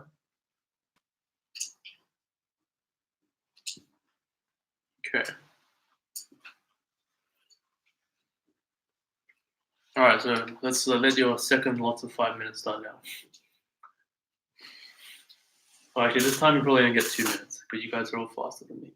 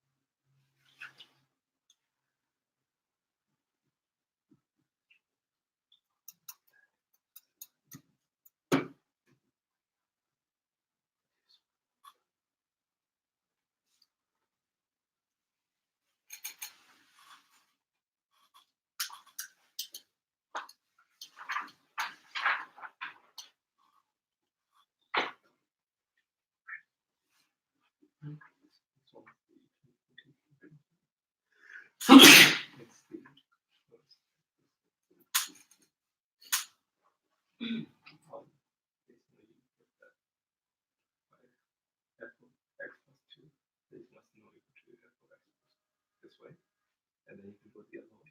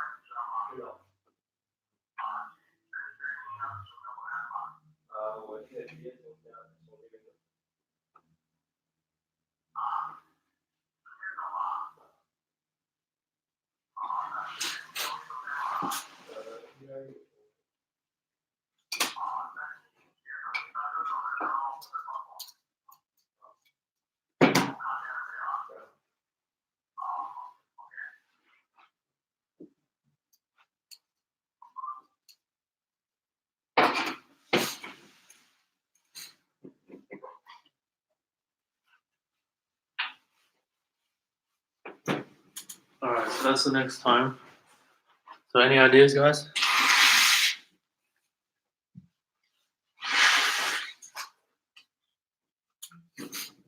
So I guess, could you tell if n equals 5 works? Huh? It works. Okay. So that's interesting, right? So 5 works. What is it? It's 1 and 4. Yeah, 1, 2, 1, 2, 2 Convert it 1. equals 3 plus 5. Yeah. Convert the 1. Yeah. If it's too much. Okay, that's really interesting. And I guess at some point I was also thinking, you know, like why is this something that's pretty weird? Well, I guess the product of all the numbers is going to be huge, right? Whereas the sum of all the numbers is going to be like even less than the product of just the last two numbers. So there's a huge disparity between the sum and products. Okay. So if it's probably unlikely to work, and if it does work, it might have to work in a very special way. Okay. So you know, for example, the sum of 1 to n is equal to, you know this? Yep. Okay, good. And so even the product of the last two numbers is going to be bigger than that most of the time, right? Did anyone do n equals 6? Does it work? 1 times 2 times 6 equals 3 plus 4 plus 5, yeah? 12 equals 12. 7? 1, 3, 6, 2, 4, 5, 7. Yeah. Let's see, at what point was it?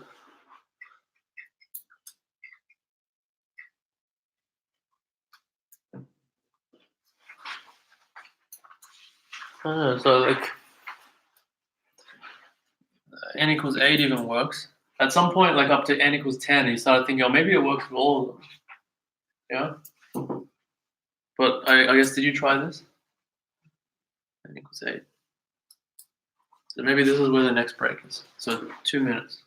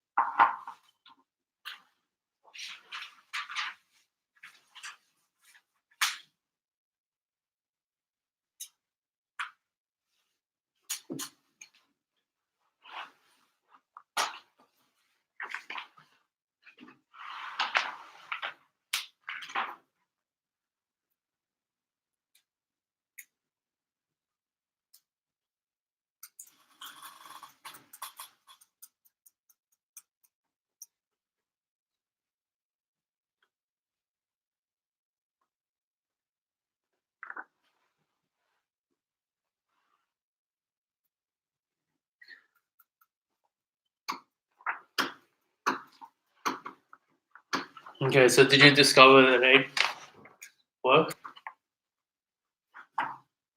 And what would you get? You get 1 times 8 times 3 equals 5 plus 6 plus 7. Okay, so can you see that? I don't know. One of the reasons I guess it was so easy to come up with whether they work or not is, I guess, well, first we tried the biggest number, right? And the reason the biggest number tends to be easy to try is because it forces a lot of you can't combine it with many numbers to even have a chance, right? So, like for example, you know that the sum of the first 8 numbers is 36, right? And if you try 8, like you can't even pair 8 with any of the numbers above 4, right? Really obviously. So the only one that could work would be probably 3, and then it happened to work, right? So it's not that I guess we get lucky in some way, right? But we get lucky by trying the biggest one because that's the most forcing. Okay, so you see 9 works. So can you see that 9 works?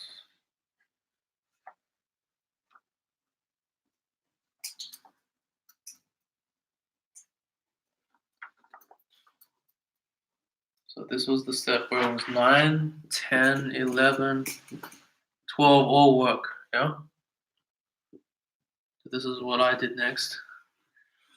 And for 9 it was 1 times 8 times 4.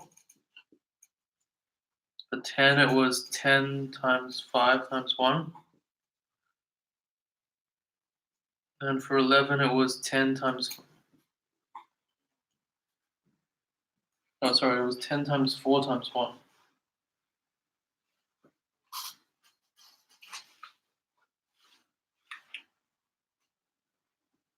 And for 12, for 11 was 10 times 5 times 1.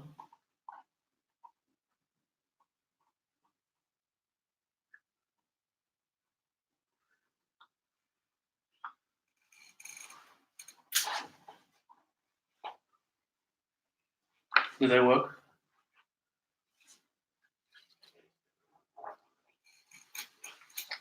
This is 9, this is 10, this is 11.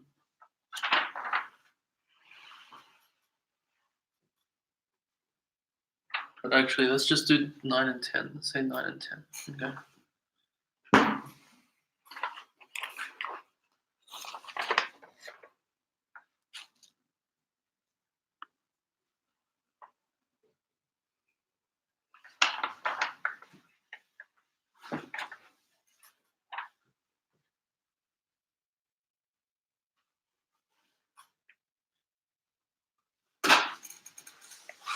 Yeah, 9 works.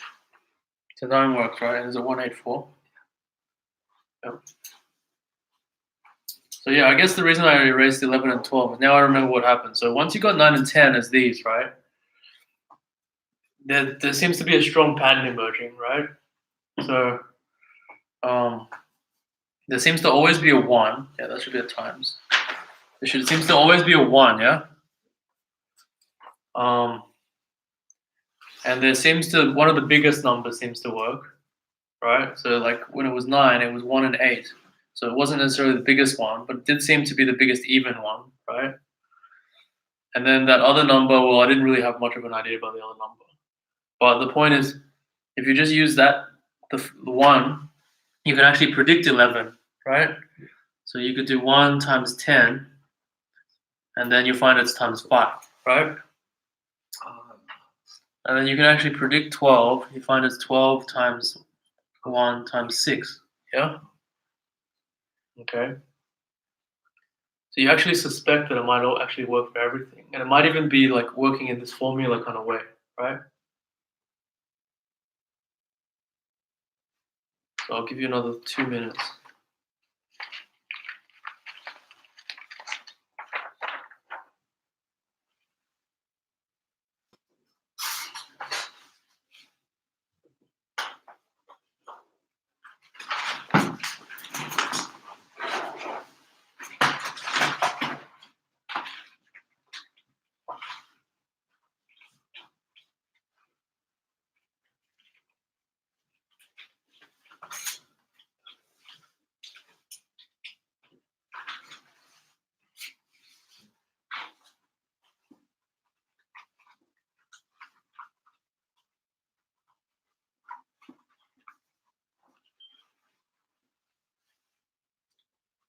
think AMO is harder than this.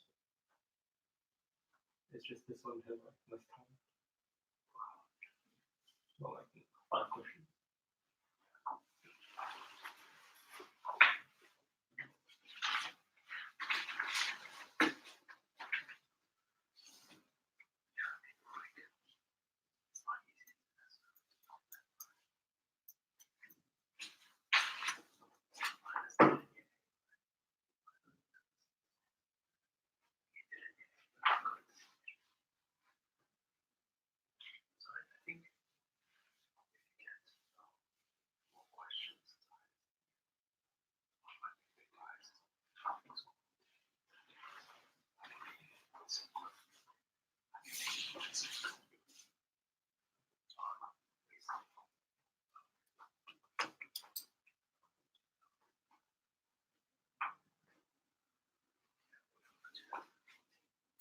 I think for 12 it's 12 times 1 times 5. Times 5. Yes. Oh yes, you're right. And like this like some pattern.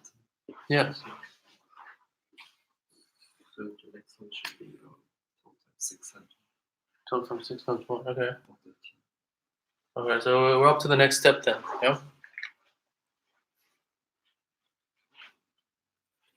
Okay, so we've noticed that it's working, and it's working in a very consistent way, right? So, for example,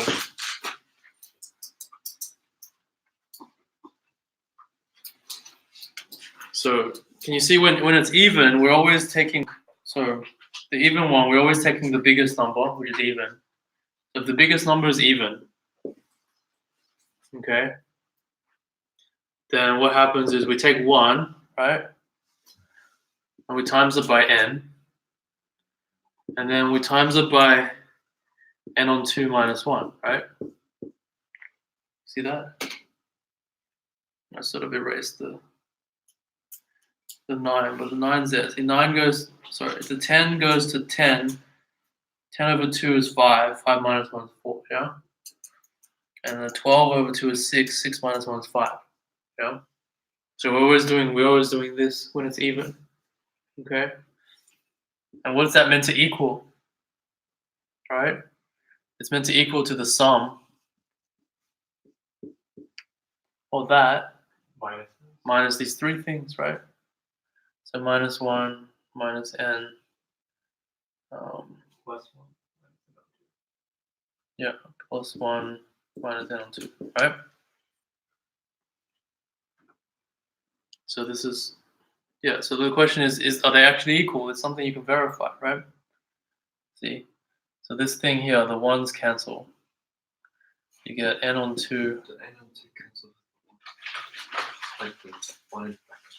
So maybe we can put everything on 2 and plus 1 minus n minus 2n, right? Can you see this? So this gives you n squared plus n minus 2n on 2. So this is n squared minus 2n on 2, right? Which is n minus 2 on 2. Yep. And that's the same as this, isn't it? Because if you put the 2 outside, you get n minus 2. Okay. So what it appears to have happened, okay, is that when n is even, right, we proved that it could always work, okay? It could always work by splitting it up as 1 and n on 2 minus 1 and the rest. Yeah? Does that make sense? Okay. So I have a question for you, okay? Does this seem strange at all or not?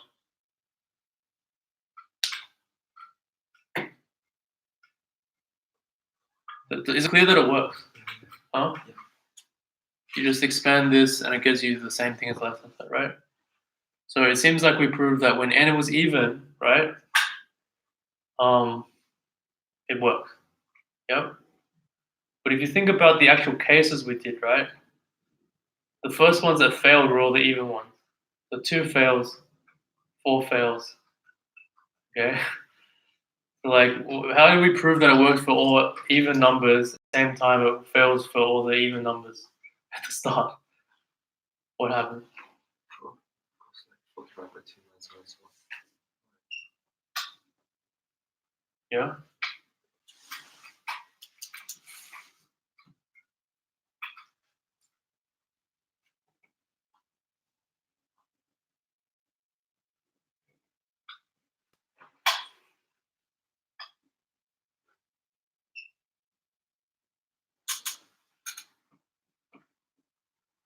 Doesn't work for 14. Does it not work for 14? He said in the comment it doesn't work for 14. Does it not work for 14? We have an input. When n equals 14, And then it's 14, 6, and 1. so let's try for n equals 14.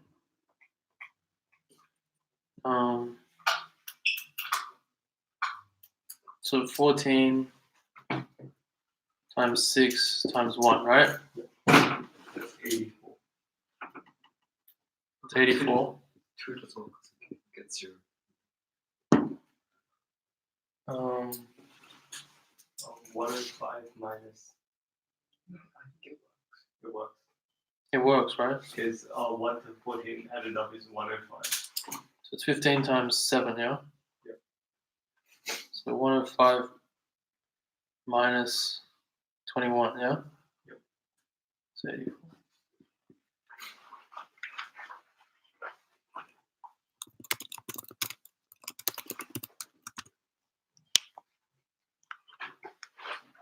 Okay, so 14 works. 2 doesn't work also. And on 2 minus 1 gets 0. Yeah, so can you see 2 doesn't work because it gives you 0 here, right? And 4 doesn't work because it gives you 1. Yeah, 1 is not, 1 is the same as 1, so like it's not 2 different numbers, right? So basically this proof assumes you have 3 different numbers here, right? And if n is 4 or 2, then it's not 3 different numbers, yeah?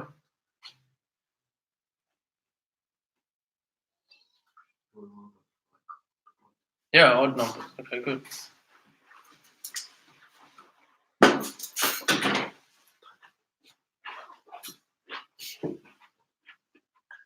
Okay, odd numbers.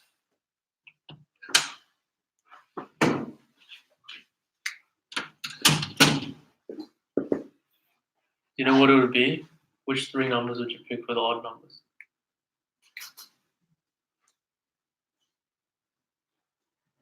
But we think it's probably true for odd numbers too, right? So it worked for even numbers, and it didn't seem to be anything that different for odd numbers. So what times what?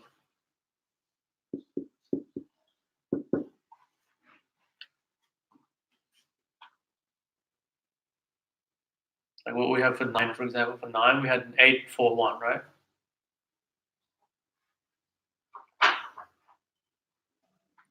Is this how you did it? Yeah, kind of. I just did a few and then I had like idea that maybe like 3 things would work, one of them would be 1. And I just like sorted out the break. And the proof is similar, right? You just like set the 2 things as A and B and then you can factorize it. So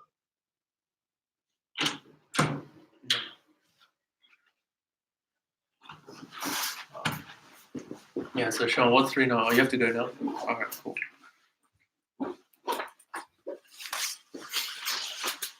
Yeah, so I'll see you tomorrow. Should be n minus 1 times n minus 1 and 2. Yeah, so remember we took the biggest even one, right? So we got n minus 1. We always had a 1. And then we got n minus 1 and 2. Yeah? And the question is, which one is that equal to n times n plus 1 on 2 minus 1 minus n minus 1 minus n minus 1 on 2? Yeah? Is that the claim? Do you agree? If we check that they're equal, then it would be true for the odd numbers. So that's the sum of all of them, and we're going to subtract the 3 numbers we took out. So the 3 numbers we took out are 1, n minus 1, and n minus 1, 2.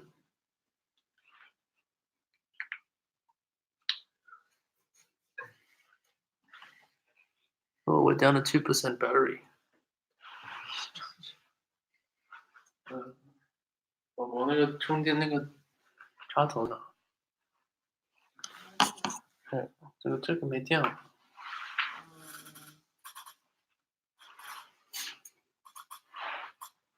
你拿走吧。嗯。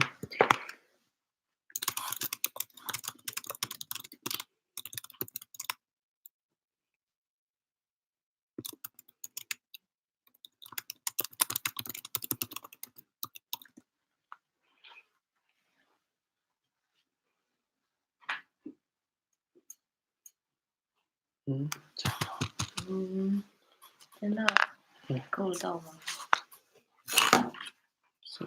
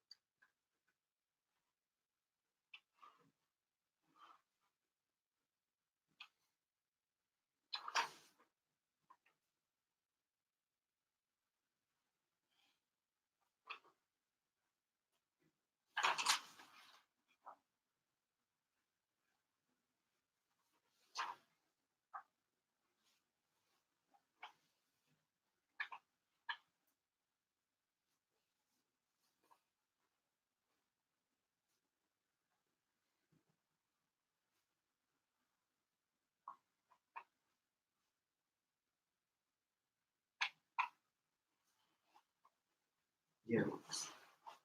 Oh, well. Yeah, it's equal to 1. Yeah. So that's good. So can you see that? It's equal to n squared minus 2n plus 1. Yeah, so this is n minus 1 squared on 2, right? And then this, oh, what is it? So It's n squared plus 1 plus n minus 2n minus 1 2. minus 2 minus, oh, that cancels. You cancelled this Yeah, with, you cancel with that. the minus 2 and the 2. Minus 2n minus n plus 1 on 2, right? Yeah, which gives Which you is n squared minus 2n plus 1, yeah, which is yeah. this. Yeah.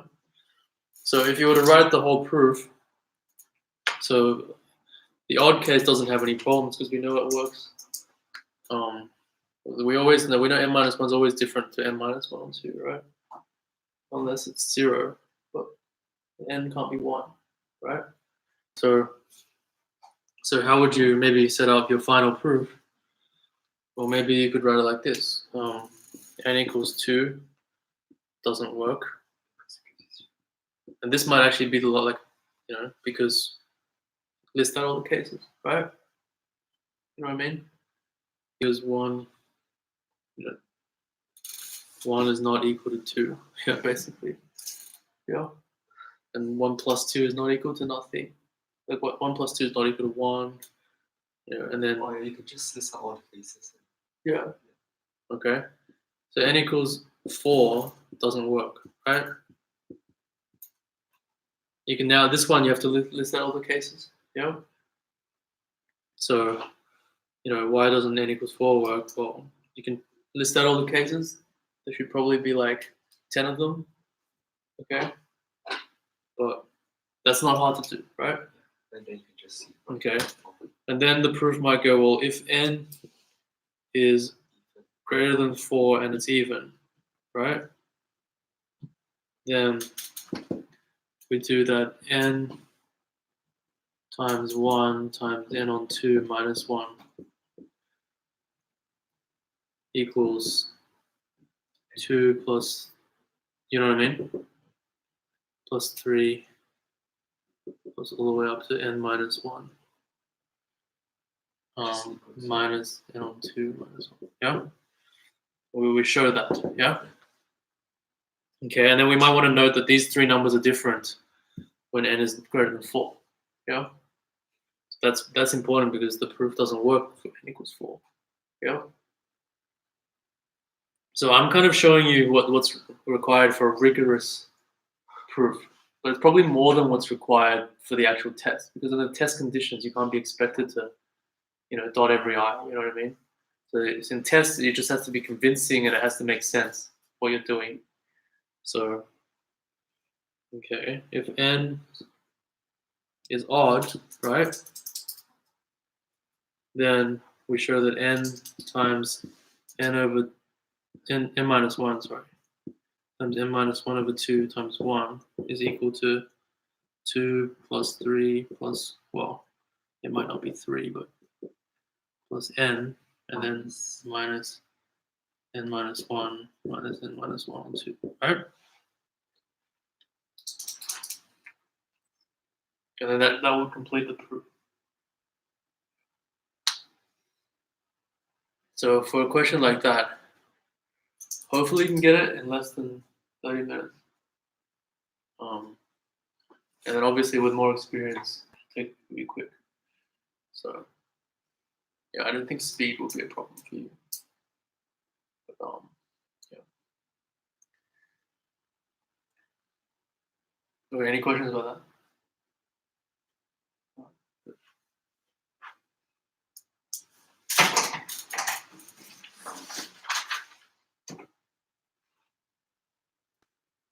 Yeah, we don't have that much time left.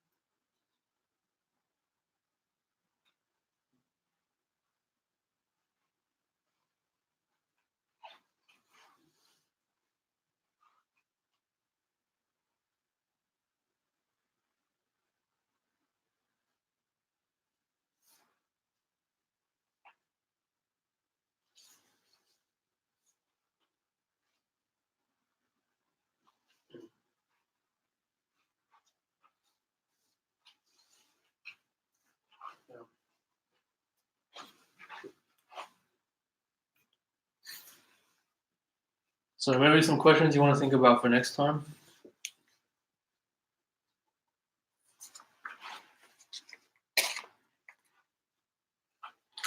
So number is called K addy. Yeah. If it can be written as the sum of k consecutive integers.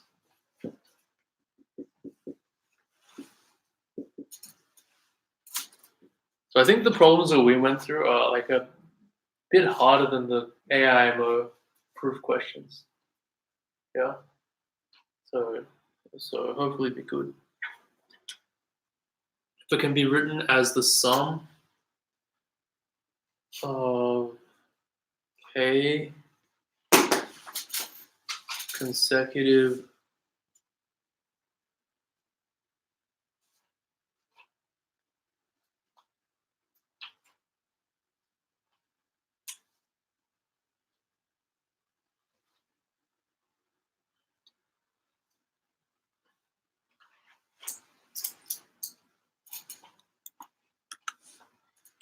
so the sum of k consecutive integers, positive integers,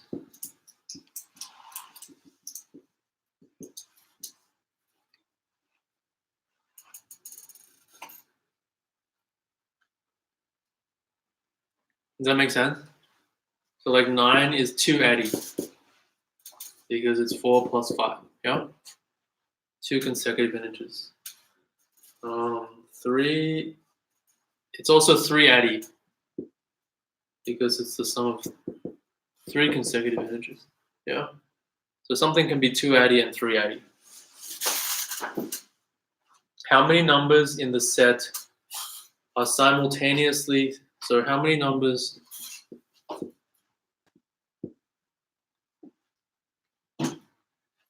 in so out of the numbers 1 to 2015, right, are simultaneously 3 addy, 4 addy, and 5 addy. Okay.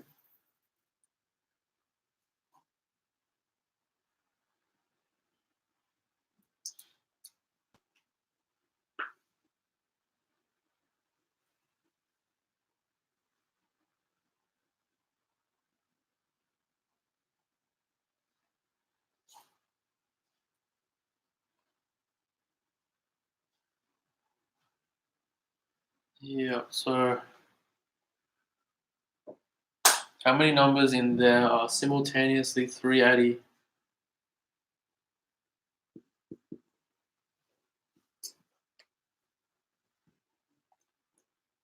3 addy, 4 addy, and 5 addy?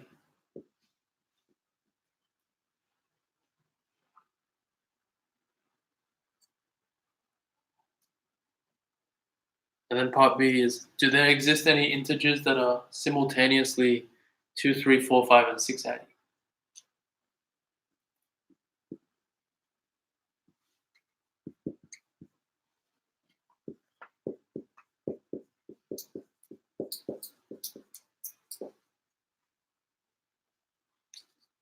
Okay.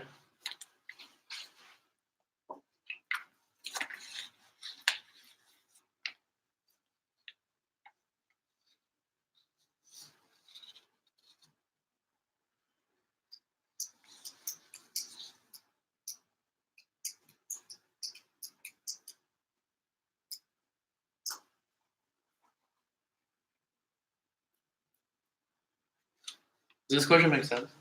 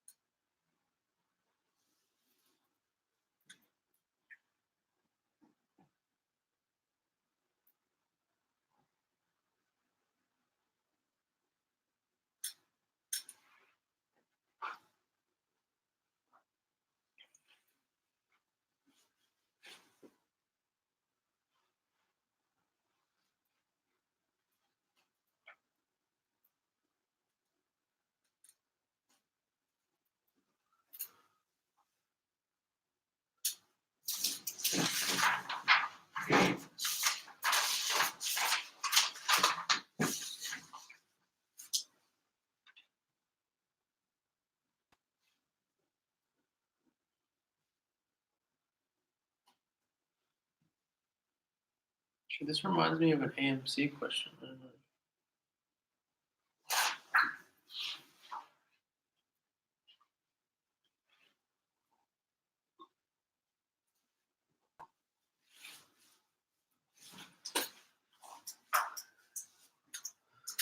It's like that.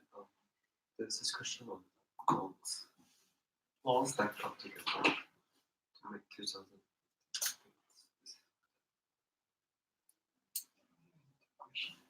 Mhm.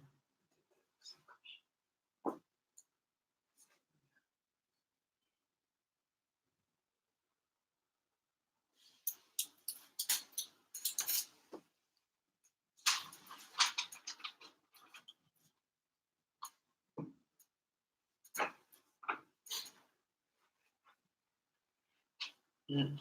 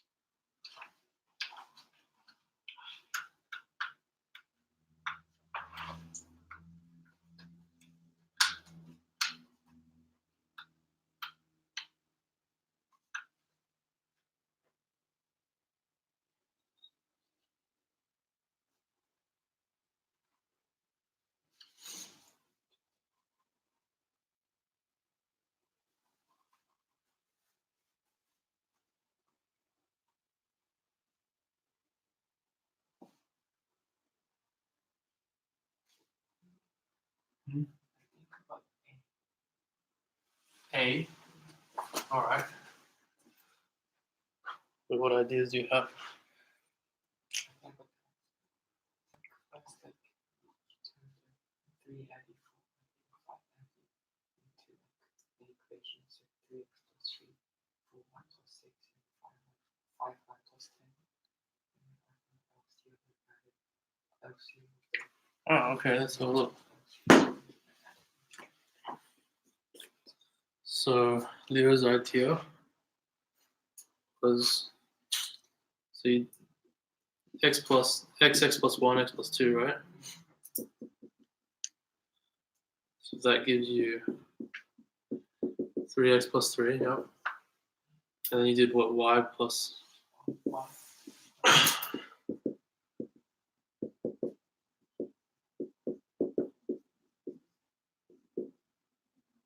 6. Yeah. And then z Plus 5 plus 4, yeah? That's 5z plus 10, yeah? I found the LCM of 3, 4, 5. Okay. Which was 60. Yes. Mm-hmm. And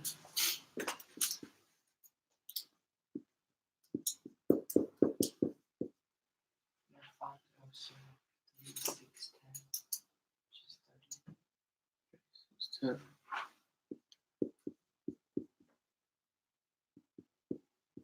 30.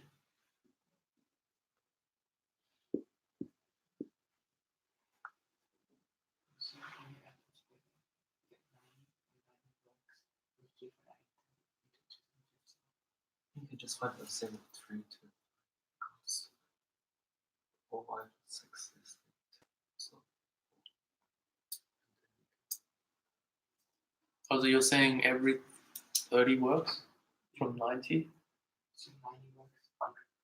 I think every 60 works. Every 60 works. So 90 works. Oh. So what's the lowest number that works? 90. 90?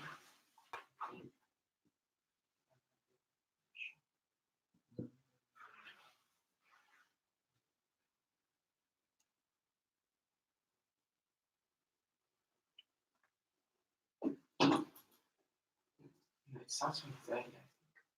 Starts from 30? yeah, it increases by 30. Increases by 30? It increased by 60. Starts from 30. So it starts x plus 1 equals 10. So this is x is 9.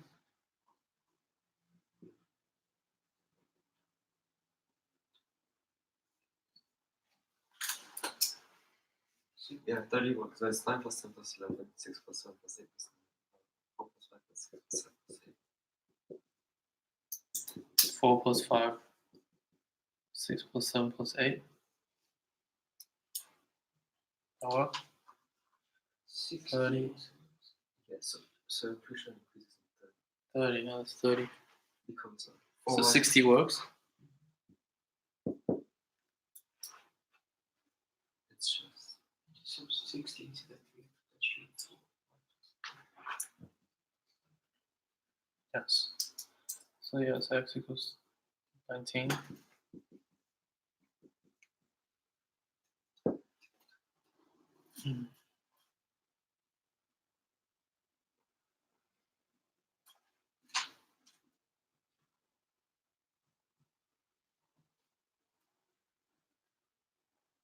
Right, is 60 meant to equal 4y plus 6? yeah, because if it's divided by 2, it equals 6. Okay, so we minus 2. Because it's 2 not 4. Yes, so 58.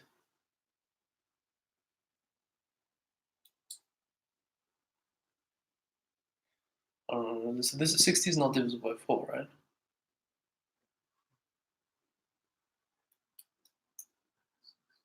So, I mean, 60 is divisible by 4, but that's not divisible by 4. Oh, yeah. Oh, so it increased by 60. Wait.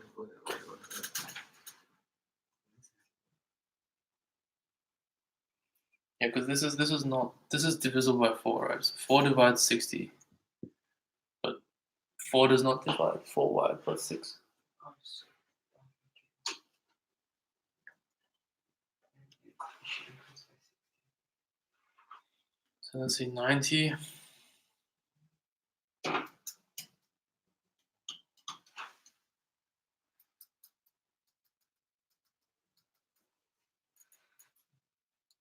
Equals, what is it, 29 plus 30 plus 31.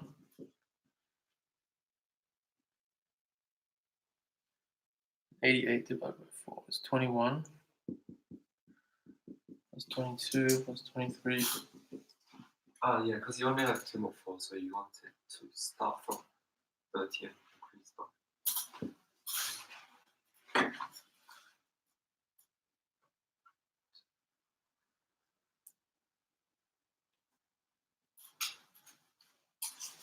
Yeah, so I guess what you're saying is for this to be the same number, it has to be divisible by 3, 2, and 5, No, yeah? you have to leave a remainder of 2 and 5 by 4. Mm. So it can't be divisible by 4. It can be. So that's why it's 16. Yeah, so it should be. Since 30 is 2 and 1, 4. Every time you increase by 60, it's still give. Mhm. But not by 30, because you get a 0 more. And then 1, 1, and 4, 6. Yeah. So we still haven't reached the point of rigorous, yeah? But we got good ideas. This is good. So what would this be? 5. So you can tell it's a good idea because, like, I mean, if you think about it, if you're doing all the cases, you got to consider 2,000 cases, right? And knowing that it has to be just divisible by those 3 numbers has reduced the number of cases by a factor of 30. You know, so we're like down to 60 cases in some way. Yeah. Okay, so that's a really good progress.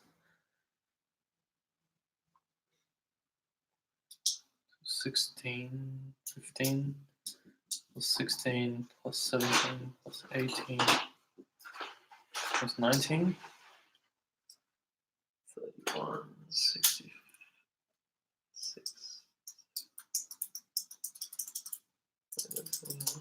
So this is 14.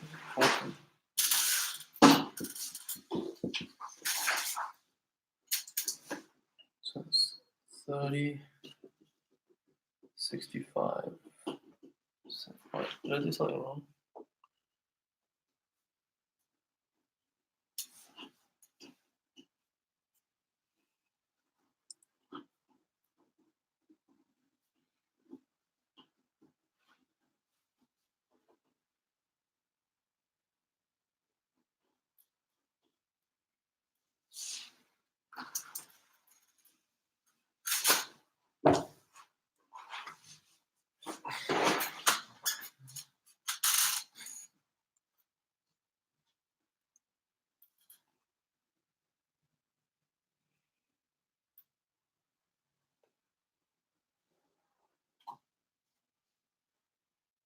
For B, I don't think It doesn't work. yeah, it doesn't make sense because an even and odd. Like for it to be a 6 candy, it needs to be an odd number, and for it to be a 4 candy, it needs to be even. I wrote the wrong number here. So this is 16 plus 17. Yeah.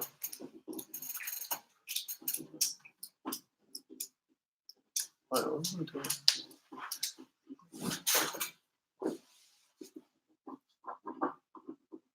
Yeah, it works. Is that the right sum? Yeah. 79, yeah.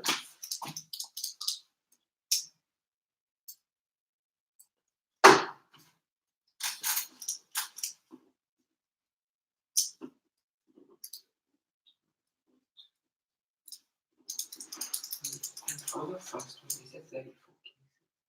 34. I guess we should be sure. So how'd you get 34? Oh, because the maximum to 2010 is 31 divided by 60 plus Oh, okay. Yeah. So are we saying that 30 is the smallest. Okay, it has to be a multiple of 30. Yeah. Like 60. The numbers themselves have to be multiples of 30. Um, 60. I mean, yeah. But it increases in steps of 60. Increases in steps of 60. Okay. Okay, good. So we're saying sort of the odd multiples of 30 Yeah. all work, but the even multiples all don't work. Is that what you're saying? So we're saying so the multiples of 30, odd multiples of 30, yeah, work. Even multiples of 30 don't work. We're just saying odd multiples of 30 work. Everything else doesn't work. But I guess it's clear it has to be a multiple of 30, right? Because the numbers are divisible by 3, 2, and 5.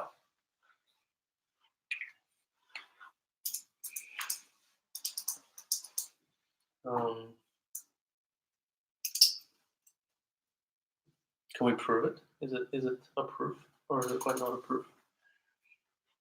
So we can say it's a multiple of 30, right? Yeah. And Because if it's divisible by 3, 2, and 5. if it's even, it does work.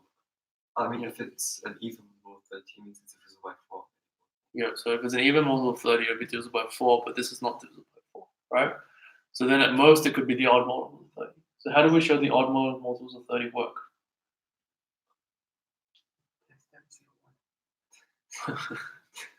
So I guess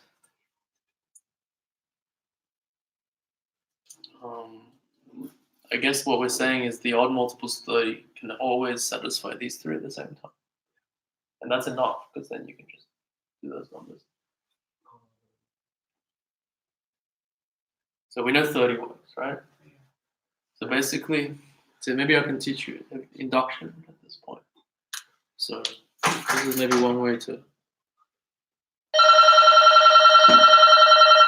Oh, our time is up.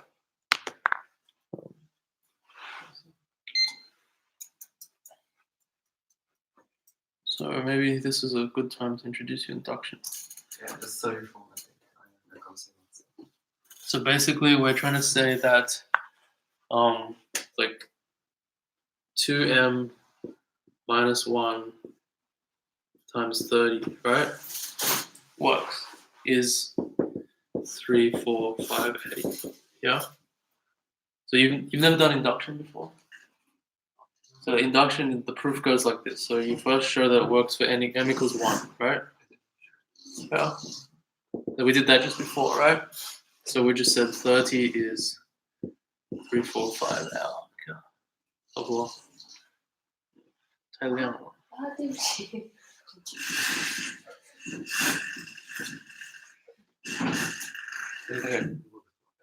Okay, and then we assume it works.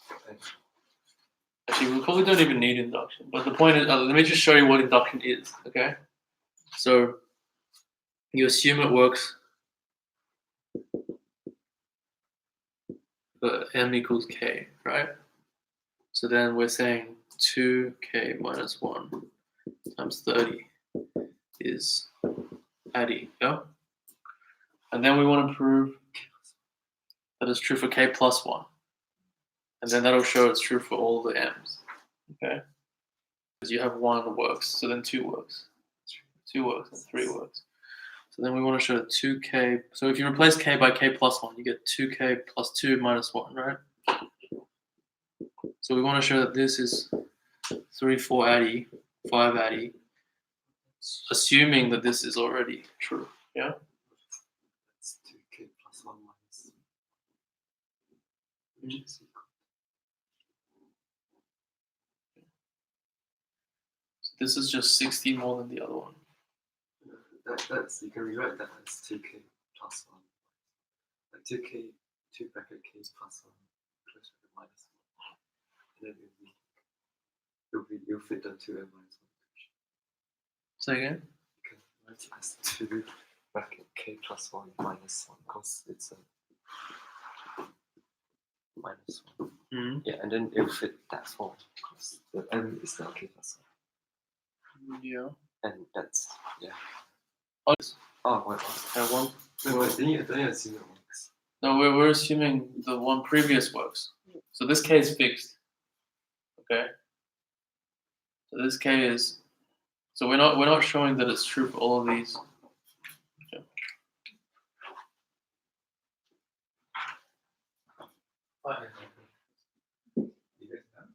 Yeah, pretty much. And we are, some of us coming back tomorrow if he wants to come. Yeah, because there's a senior contest Okay. going on, so we're gonna sort of do extra stuff for that as well. But yeah, it's up to him. I know it's hard to get here on Mondays. You recording? It's yeah, it's like there, but it's alright. Yeah, I'll cut it all out later anyway. 可以坐这儿。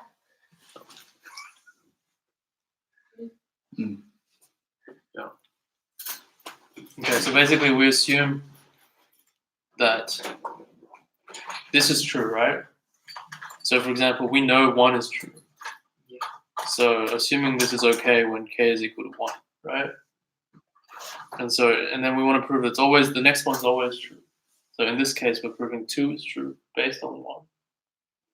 Okay, but I guess in this one you might not need it because I think you can always just express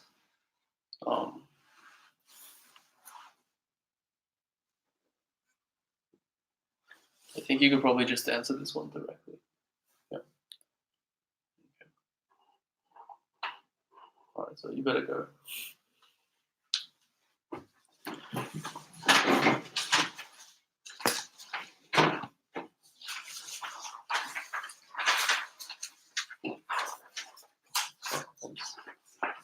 Have you seen this question before? Oh yeah, we solved that one. It's the IMO question. Yeah. Oh, okay. Cool. Yeah. I don't know how to solve it. We solved that in. I can send it to you.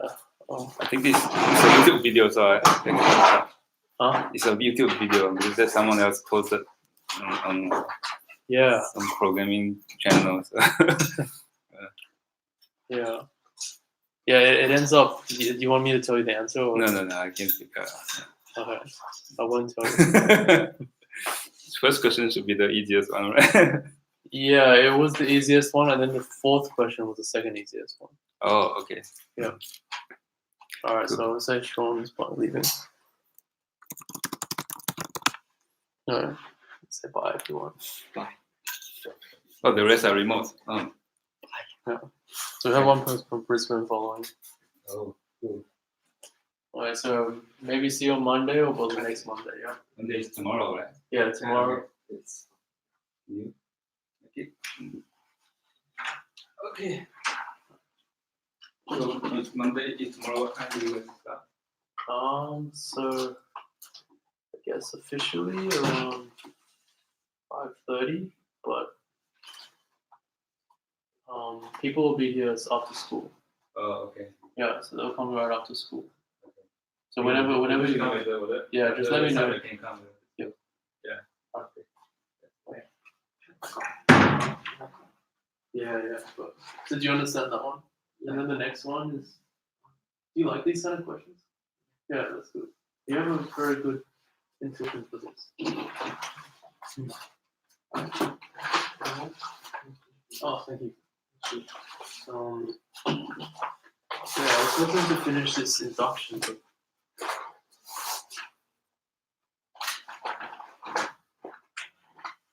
yeah, I guess maybe you can do it like this. So if you have this number, right? Say this is A, this is B, yeah?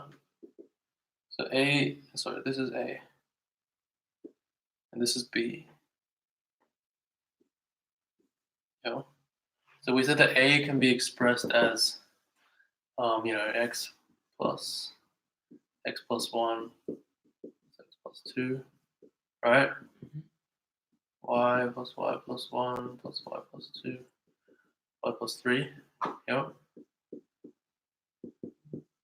That's our assumption, right? And then we just need to show that B can as well. Okay. but B is equal to, see, B is equal to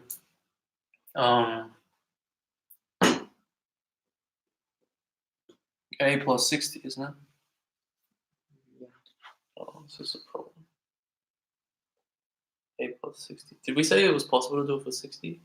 No, It it wasn't. was possible for what about 30, 90, 270. Just keep on adding 60 after 30. Yeah. I guess we don't really need to do it, so let's see. Well, how do we do it for B then? So B.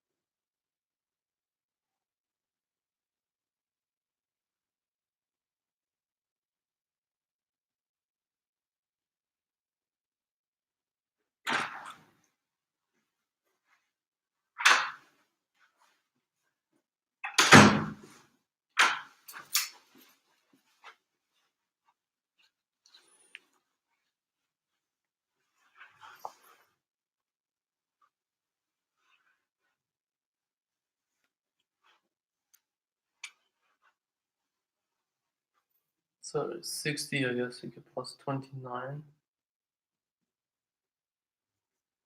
19 plus 20 plus 21. So that's x plus 19. X plus 21. That's skipping by 2. X plus 23. Oh, that's why. So you can't just break 60 up. 没有人了吧？ No, so I want to just finish this question. I'll finish this one.